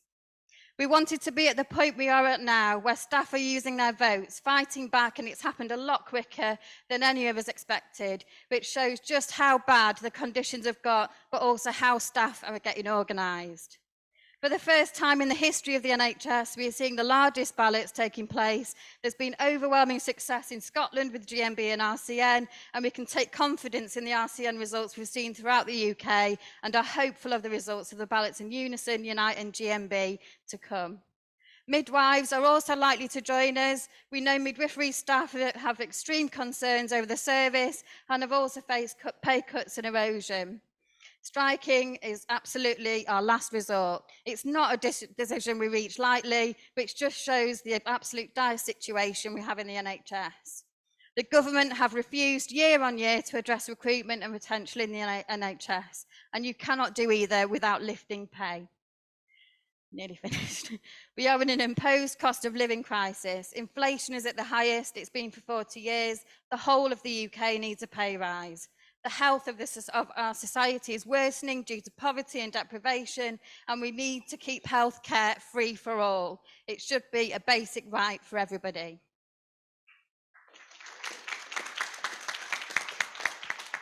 I feel that coordinated industrial action across all sectors needs to happen, and we need to be talking about a general strike to force the Tories out altogether, and we need a general election. Come and support us on the picket lines. We'll be at yours. Solidarity, and thank you.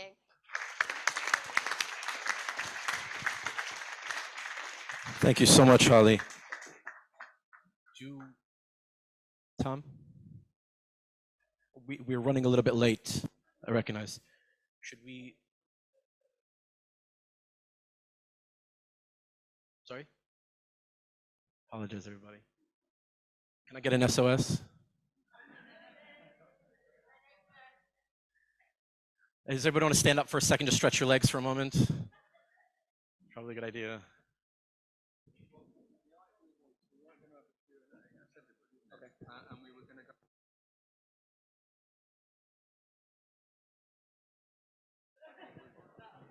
So we're running a little bit late to go into this next session, but this next session is enough of us speaking at you and ideally speaking together with each other at your tables.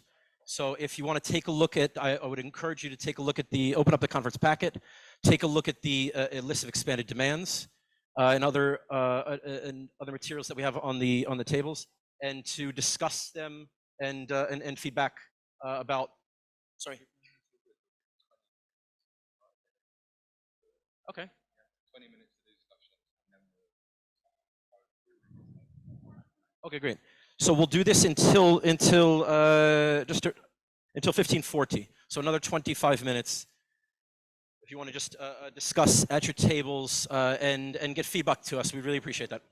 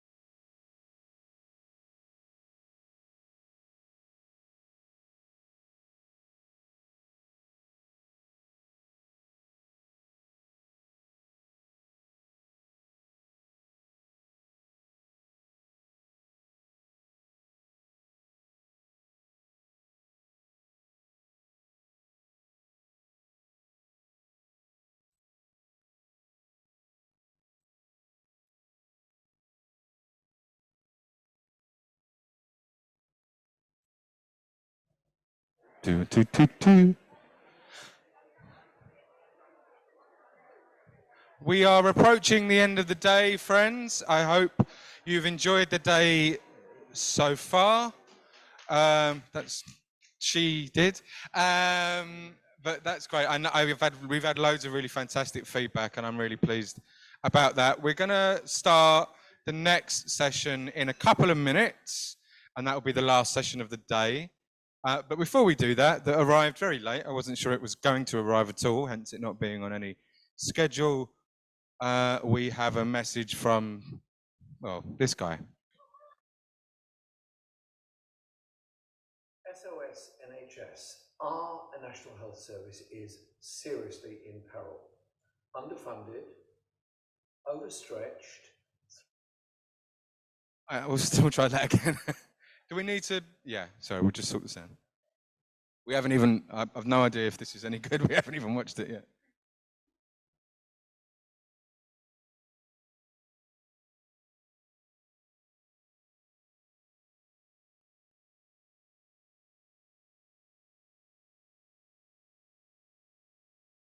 SOS NHS, our National Health Service is seriously in peril. Underfunded, overstretched, threatened with privatisation, atomisation through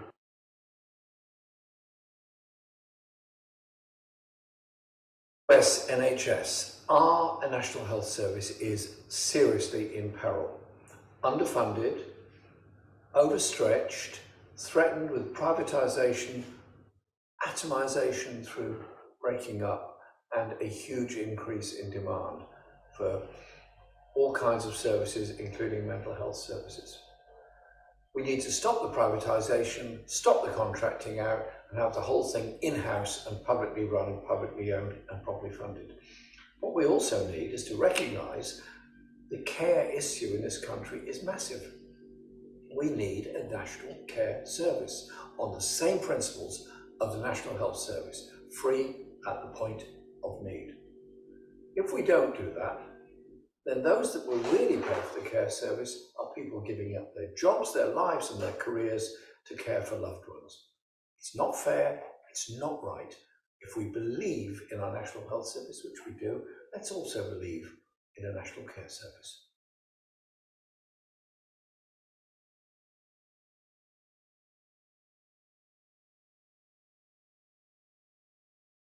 Okay, I'm going to move into the last session. Hope from Just Treatment is going to chair, and if the speakers for the last session, Paula and others, could join us, that'd be fantastic. So we'll get started as soon as.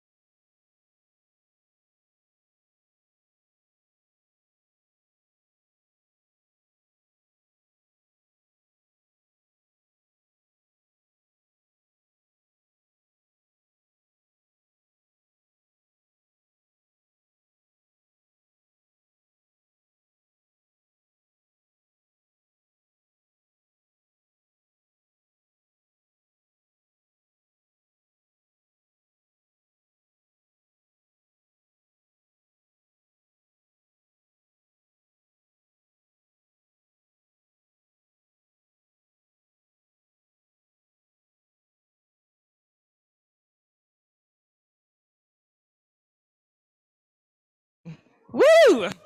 Are you all still with me? Come on, guys. Are you all still with me? Okay. Are we feeling suitably pissed off and angry about all of the terrible things that are being done to our health service? And are we feeling ready to channel that anger into actually doing something about it? Okay, great. Well, then you're in the right place and you're in the right session, because this session is the final session and it's all about building the strongest movement possible. And I'm really, really excited to be chairing it. My name's Hope.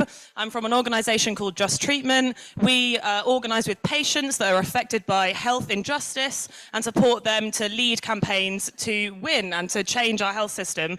And we're very, very proud to be an active member of the SOS NHS Coalition alongside all of these other 50 plus organisations you can see on this beautiful banner. So thanks so much for having me. Before we go into the speakers, I just want to do a few shout outs. Number one, thank you to the catering staff who have been bringing the coffee and the tea, keeping us hydrated all day. Thanks very, very much also again to the BSL interpreters who've done an absolutely amazing job making this event accessible. Thank you so much. And finally, thank you so much to all of the people that have put in lots of time, energy and effort to organising this conference. There's been a lot of work going on behind the scenes, a lot of Zoom meetings, as people were saying. So can we give it up for everyone who's helped make today a success? And without further ado, we're going to move on to our fantastic panel that we've got before me, and then there's going to be some time to hear from you guys after that as well. So first speaker I'm going to introduce is Maurice MacLeod. Maurice is a Labour councillor and a leading member of the Socialist Health Association. Give it up for Maurice. Hello.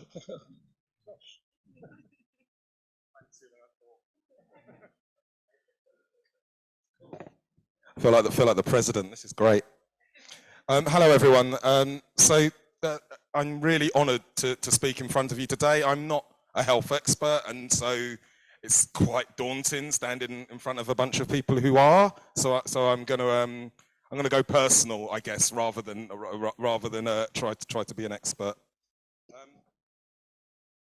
So the NHS was part of my life long before I was born.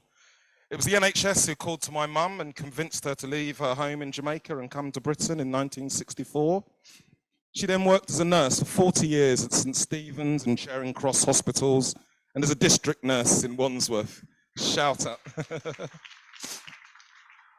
My mum was a card-carrying member of NUPE and is still immensely proud of her nursing career. My siblings and I joke about how quickly she manages to bring up the fact that she was a nurse whenever she's with any new person in authority. The NHS gave my mum status in a land far from her home, a never-ending entourage of friends and an encyclopedic knowledge of medical treatments. There was a dark side to the job though. Despite long hours of work, the stress and strain that my mum felt, my mum's final salary as a nurse was the same as my starting salary as a journalist. I can't remember a time when mum wasn't working, and she was frugal by default because of her Jamaican upbringing, but we always seemed to have just about enough money to get by. We didn't go on holidays, presents were notional, not actual. We didn't have the coolest clothes, but we always had food on the table and a roof over our heads. Through the years, I met countless numbers of her friends from work. For some reason, they all seem to be Black, Asian or Irish. And it's true now as it's ever been, the NHS would not exist without workers from abroad. So when I hear politicians like Nigel Farage and anyone else saying there are far too many people from overseas working for our NHS, I hear the dog whistle. It's pandering to the people who used to make my mum's life hell. The people who wouldn't allow her in their homes to give them care or would wipe down any object she touched. It's playing to the old lady who spat in my mum's face rather than be treated by a darkie. My mum didn't tell me about all this stuff when she came home. She washed her hands, washed her face, starch ironed her uniform ready for the next shift. Being both proud of the health service while being unhappy with the way staff are treated is nothing new. While the government had us out clapping for health workers, they were effectively cutting their pay and leaving nurses needing to use food banks. Then they cut funding for nurse training and wonder why we have 40,000 nurse vacancies and increasing waiting times for ambulances and A&E. Health workers are not just fighting for their own pay, they're fighting to save the health service for us all. It's why I take every opportunity to support staff when they demand paying conditions. It's why I've worked tirelessly to stop outsourcing at my local hospital, St George's, which has contracted out some of its non-medical roles, such as security guards, to a company which doesn't pay them well, restricts sickness pay, even during a pandemic where 2 of them died, and doesn't give them guaranteed working hours. Some in my party think being public in our criticism of the local health trust is not the way that a government in waiting should behave. But I am absolutely certain, as a Labour politician, as a socialist politician, being unshakable in my support for all workers is not just my right, it's my duty.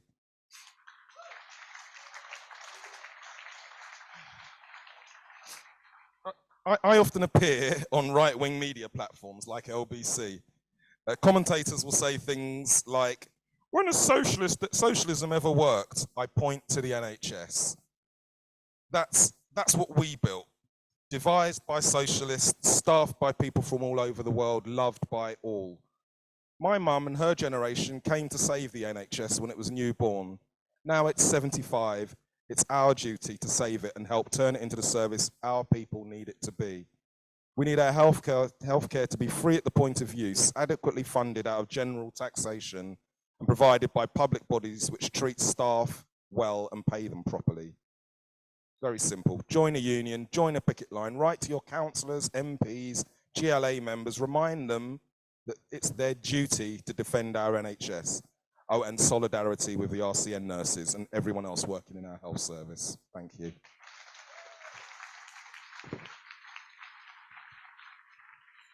Thanks so much to Maurice for that fantastic opening contribution and for sharing your mum's stories. Oh, your mum sounds like a legend, by the way. Can we meet her?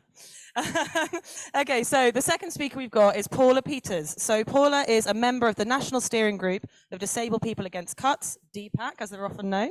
Paula is also chair of Bromley and Croydon Unite Community and chair of London and Eastern Region Unite Community Campaign Forum. Paula, over to you.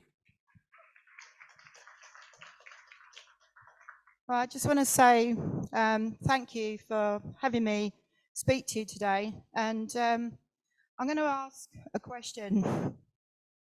Now, back in 2010, when the disability assessments for the work capability assessment were for everyone on incapacity was going to be migrated over to employment and support allowance, when DPAC set up, we started to investigate an outfit called Atos Healthcare. And it's because of our campaigning and exposing them that you are booing today. We went outside the assessment centres. We spoke to claimants. We even spoke to some staff about the harm that these assessments were doing. And they are deliberately designed to do precisely that, to harm, to distress, to give up. And claimants were dying, and they're dying in their thousands. But it's also designed to shrink the state. So you don't claim from the state because there will not be a state. And of course, we need to expose that. But I'm going to ask you a question. How many of you here do online banking? Put your hands up, don't be ashamed to ask. Atos own the IT system for online banking called Worldline. How many of you have smart meters in your homes? Atos own the software, and it's called WorldGrid. They are a global conglomerate in 43 countries with multi-billions in profits. They own the desktop contract for GPs, desktop contracts for hospital consultants. They've got £21 billion of government contracts. So we started exposing this, but also what we did was protesting out on the street. And in 2012, when Atos sponsored the Paralympics, we decided we're going to up the ante. And we had a week of action called the Atos Games. And every day we held an action. And on Wednesday, we went to Atos HQ, which is in Warren Street, so know where they are and pay them a visit because they hate you being there. As soon as they find out you're there, they shut the doors. They only hear our name and they shut the doors and we're not even there. And what we did is we delivered a coffin full of tens of thousands of disabled people's stories. Some of those are families who've lost loved ones due to the work capability assessment. From there, on the day of the closing ceremony, we occupied Atos HQ, then we shut down the Department of Work and Pensions. Ian Duncan Smith had to go out the back of the building with a blanket. What we did is we trashed their reputation. And in 2014, when Dennis Skinner came to the London protests, and we had 45 protests across the UK that day, is he said, I stand in solidarity with you because I am a disabled person having a heart bypass operation, and I'm in total solidarity with you and all power to your elbow. Later that day, we had a debate in Parliament, and he crossed the line and he went to the dispatch box and he leant across it to Mike Pellin and he said, you know what? He said, I'm with them every step of the way because what you're doing is inhumane and it needs to stop, and all more power to them. 4 days later, we heard that Atos were pulling out of the work capability assessment contract. That is the power of campaigning.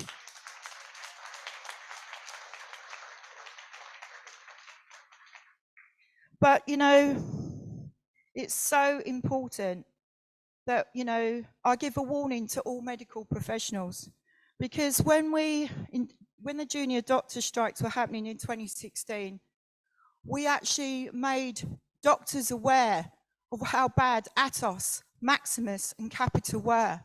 Never to take the blood money from companies like that, because that's exactly what it is. It's blood money at the expense of disabled people who are paying for it with their lives and lack of support and ending up in poverty. So a message to all nurses, to doctors, to physios, to anyone in the NHS who may be tempted to take the 50 grand, don't do it.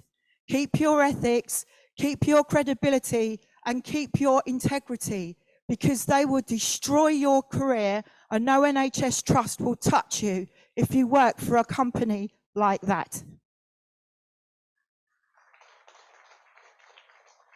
But we must, here is one of our demands.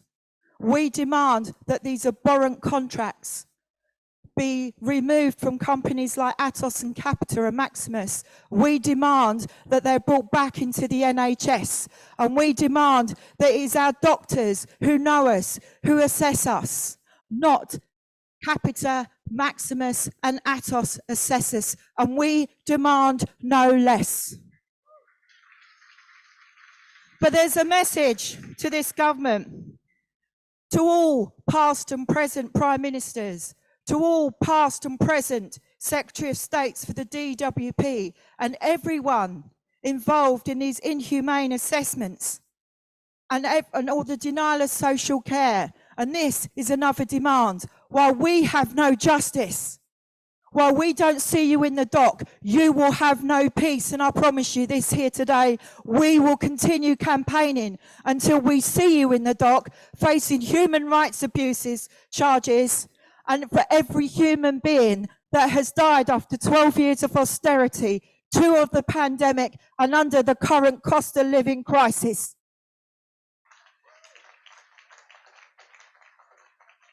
You know, what we're seeing in social care is an absolute travesty. And I've got to say that, you know, it's a shame that Labour has actually reneged on its promise to end social care charging. We must hold West Streeting's feet to the fire and actually pile the pressure on Labour to do a U-turn and to say, end social care charging. We demand a fully funded social care system, free at the point of need, paid for by general taxation, with the right to independent living at its heart. Because all disabled people, all older people want is to live independently in society with their care needs met and able to live their lives fully included in society. And what we're seeing is the denial of care, the denial of social care, and that is an absolute travesty. We've got 1 in 4 disabled people who can't afford to pay for their social care, that the local authorities are using disabled people's disability benefits to pay for social care debt, that in England right now, there's over 90,000 older and disabled people in social care debt who are being chased by their local authorities for money they simply do not have. Mental distress rising because of social care debt. This is an absolute travesty. We need to campaign together to scrap social care charging and say to this government and subsequent governments, we want to end to social care charging and we will not stop until we get that met. Do you know, as a disabled person, you know, and I want to say thank you to UCLH Hospital. I'm treated by doctors from Finland. I'm treated by nurses from France. And if it wasn't for them, I wouldn't be here talking to you today. And I owe them everything. We all owe the NHS everything. We wouldn't be here, many of us and our families, if it wasn't for them. And I want to say to the nurses who are going to go on strike, the RCN, we stand with you and we will be on those picket lines with you. Let's spread the word that they need support with funds for their strike funds. Whatever you can do to spread the words on pickets, let's give it to them.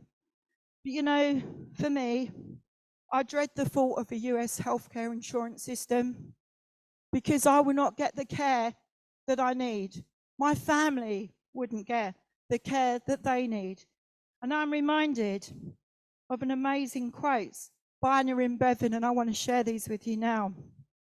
Illness is neither an indulgence for which people have to pay, nor an offence for which they should be penalised, but a misfortune, the cost of which should be met by the community. And no society can legitimately call itself civilised if a sick person is denied medical aid because of lack of means. On the 17th of November, this coming Thursday, let's tell this government that we will mobilise, we will resist any cuts to the NHS, locally or nationally, that we have the strength, we have the determination, and the NHS will exist as long as we mobilise and fight for it. Solidarity.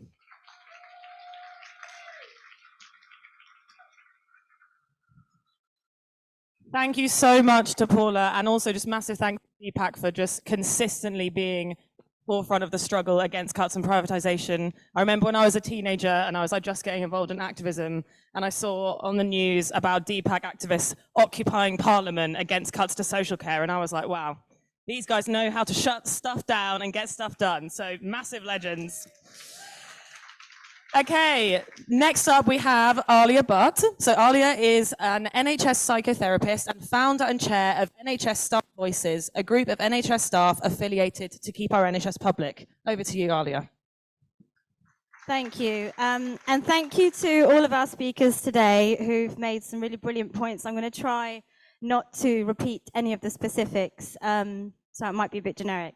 I want to thank everybody for coming today, whether you're here in person, whether you're with us online, and just want to remind us all of the importance, but also the power of days like these, of organisations such as Keep Our NHS Public and all of the other organisations who've come together to kind of push forward this movement that is taking off once again. So thank you all, and you know, we really have to keep it up for a couple of reasons in my point of view. And it's not just about dispelling the lies and nonsense rolled out by the government, but it's also about demonstrating hope and optimism of something better. I think it's very easy to feel deflated.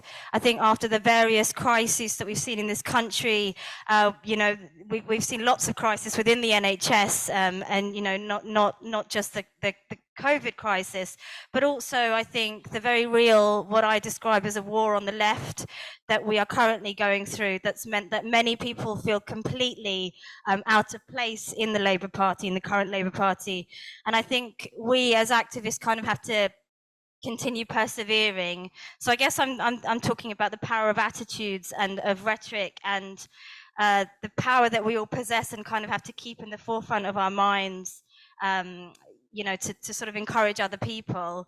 The attitude of the government, I think, is very clearly that of denial, of obfuscation, and of demonization. I think the government are very good at demonizing the most vulnerable in society, and I think we mustn't neglect the impact that that has on the general public. And that's not just the attitudes of people, but also the very material realities of people's lives. I think a horrible example of that is, or can be seen in the recent attempt to bomb a migrant centre. And I think, you know, that's very, very categorically linked to the anti-migrant sentiment that comes out of the government. And, you know, that can kind of really demonstrate how the sort of xenophobic attitude of the government can infiltrate various groups of people, but also how it impacts people's lives. You know, we have people in these, essentially the detention centres, you know, people don't get access to healthcare, disabled children don't get any targeted support. It's disgusting, actually. And I think similarly, the attitude towards the NHS, we hear about, you know, the NHS is failing. And I think that's, it's a perversion of the truth. You know, we all know here, and I think we have to remember that the NHS is being failed. We have millions of people on waiting lists. We have thousands of vacancies. I'm a psychotherapist and I work in mental health services. We have had demand on our services increasing, obviously, but we haven't had an increase in staffing since 2009, which, you know, if you think about that, it's really, it's scandalous. It's also really unsafe and scary.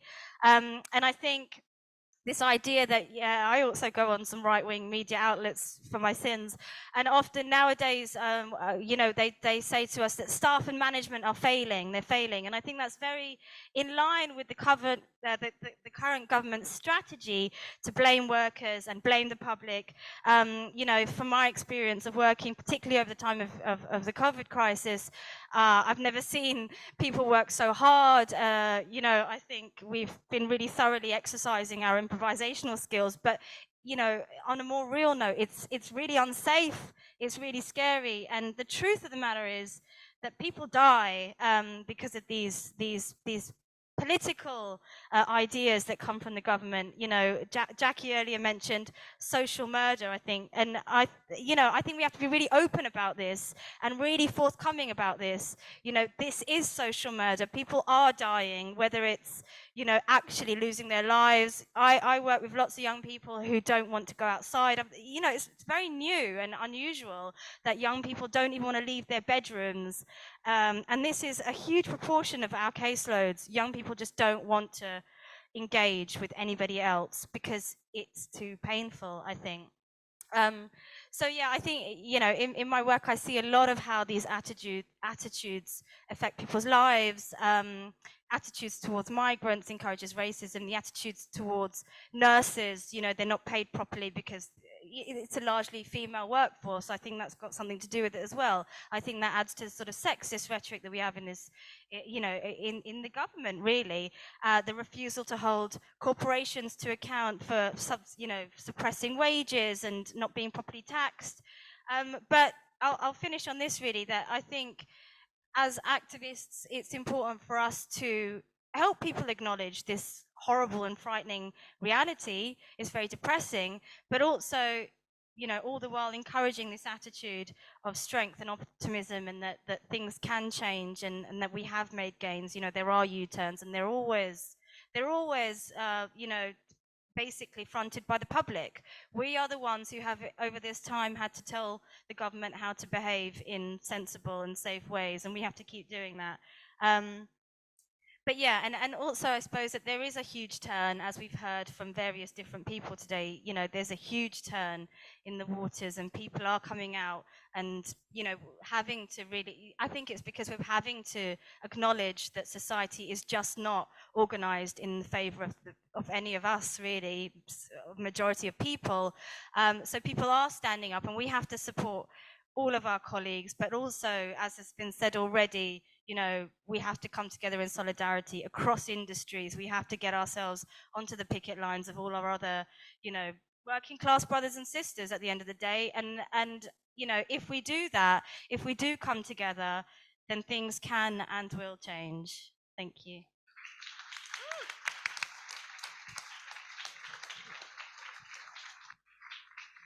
Thanks so much to Alia for that really inspiring contribution.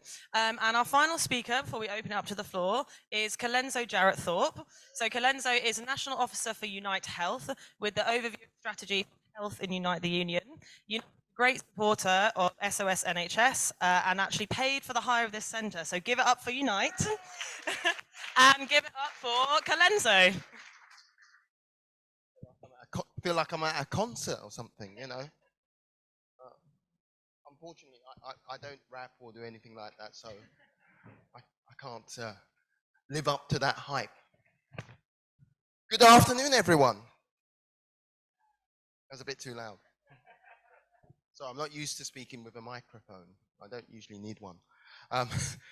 It's great to be back. Good afternoon, everyone. It's great to be back here at the London Irish Centre, and it's got lots of good memories for me from back in the day, because every Saturday, once a month, I used to come here for the MSF London Regional Committee meeting we used to have every Saturday. I was a young regional officer back then, and it was really good to come back here. MSF is one of the predecessor unions and antecedent unions of Unite the Union. We've had two mergers since then, so it brings me back lots of memories of being here at the London Irish Centre. So a big thank you to all of you in NHS SOS that have organised this, and a big thank you to the London Irish Centre. It still does a great job and still gives us tremendous crack. Not crack the drug, obviously. Just for those that aren't acquainted to what crack is in Irish. It's really great to be here, and thanks for inviting me along here. And the NHS is part of my history as well. It's part of all our histories. My father came to this country from Sierra Leone and came here and became a mental health nurse. So he worked in the NHS before he tragically passed away, before I was born, actually. And we've always contributed in our family to the NHS. We've had people that are pharmacists, doctors, biomedical scientists, all those sorts of professions contribute. So the NHS is part of our fabric. It's part of our DNA. It's something that we want to keep and preserve. So you don't cut off your arms. You don't depart from your DNA. NHS is part of our DNA, and we'll continue to fight for it. And for us, as Maurice and others have said, the contribution of ethnic minority communities, of migrant communities, of people that have emigrated this country to the NHS is immeasurable. Our NHS wouldn't be what it was without the contribution of those communities, like my father, Maurice's mother, probably many of you in this room that have contributed to this NHS, and we almost have to double down on this terrible rhetoric we've seen about migration, asylum seekers. We've got to defend these people. These people just want to contribute. They're not coming to take. And to be honest, a lot of them have had to go through all sorts of journeys and all sorts of travails to get here. So let's open our arms and welcome these people and not actually listen and actually take on board all the criticism. The government are on an offensive to have a language of hate against asylum seekers. So look, we all owe it to us and owe it to our children and owe it to our communities to double down against that. Let me just talk about uniting the NHS frequently a little bit. Unite isn't really known as an NHS union, but did you know, in fact, the largest industrial sector of Unite the Union, can you guess what sector that is?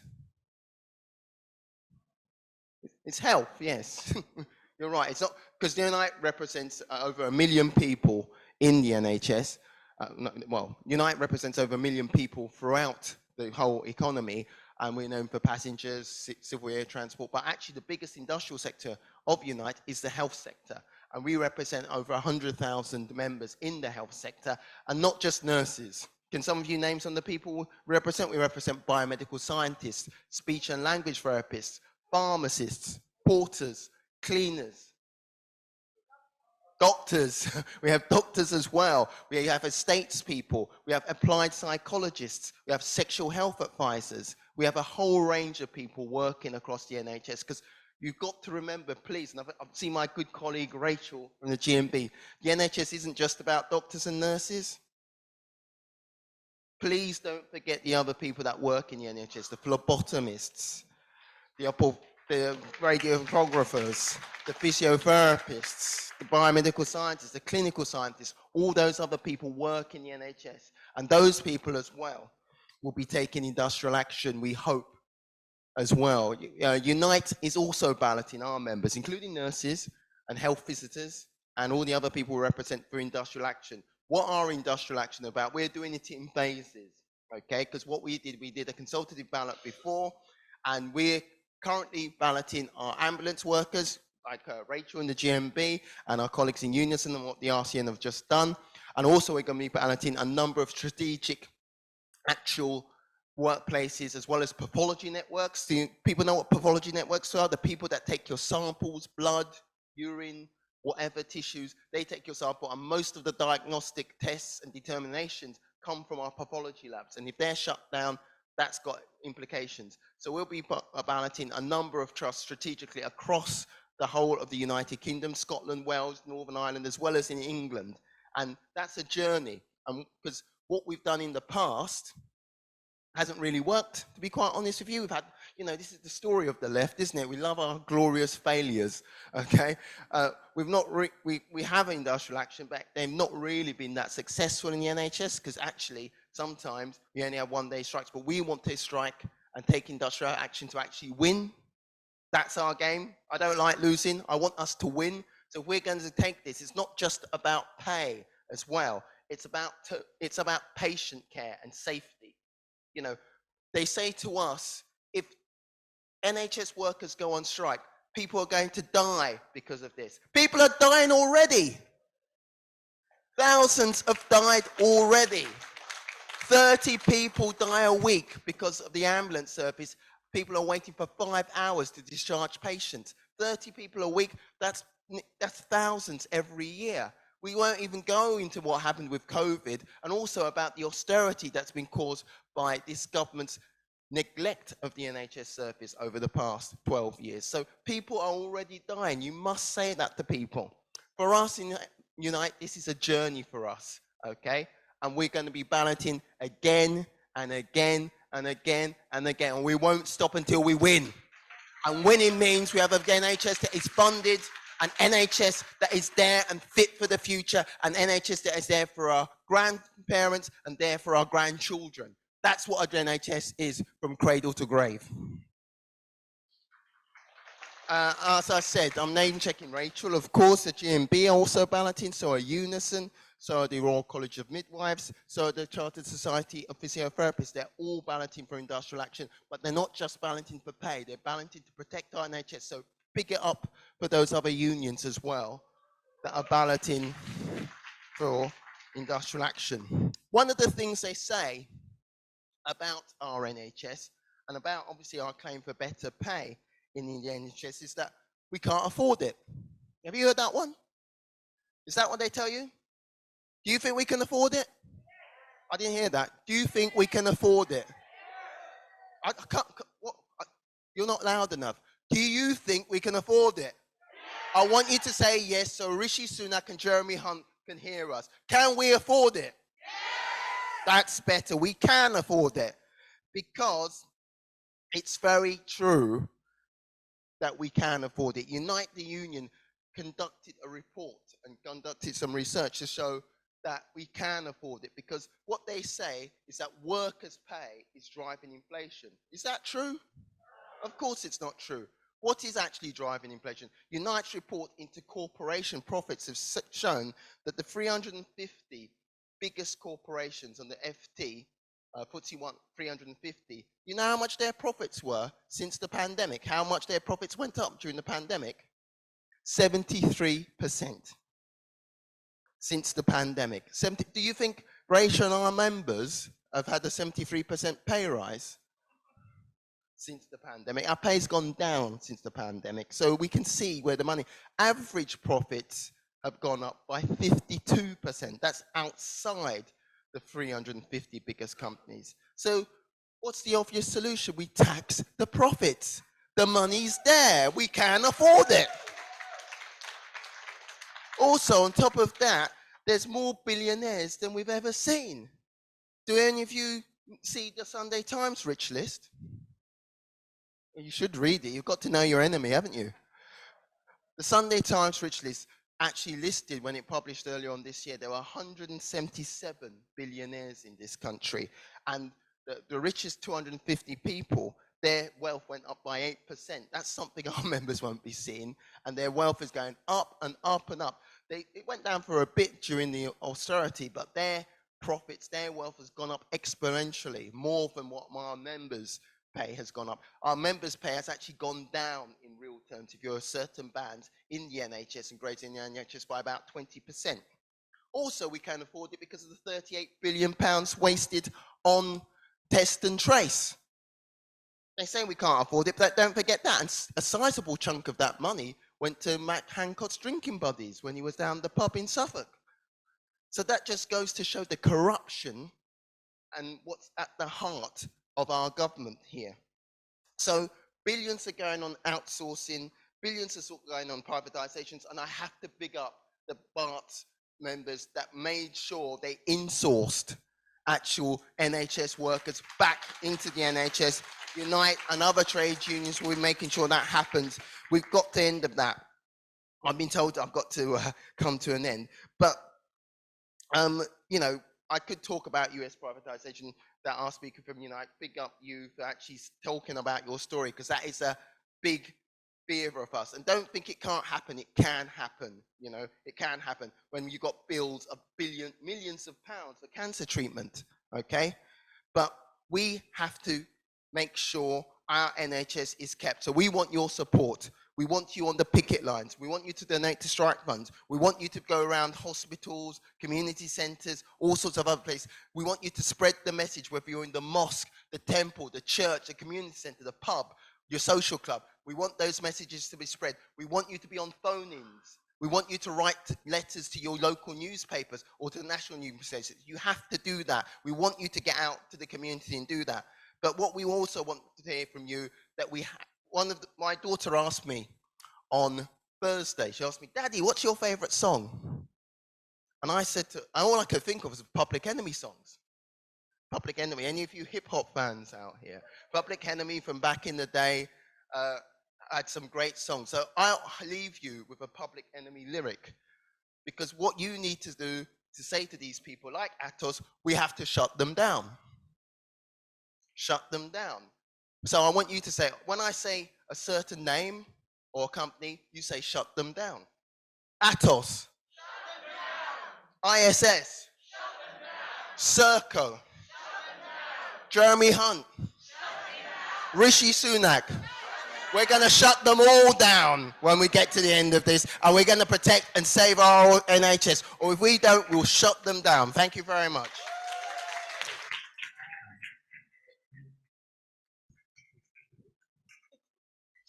Okay, thank you so much to Colenso for that rousing final speech. We thought that we could finish slightly later than 4:30, but we've been told we actually can't.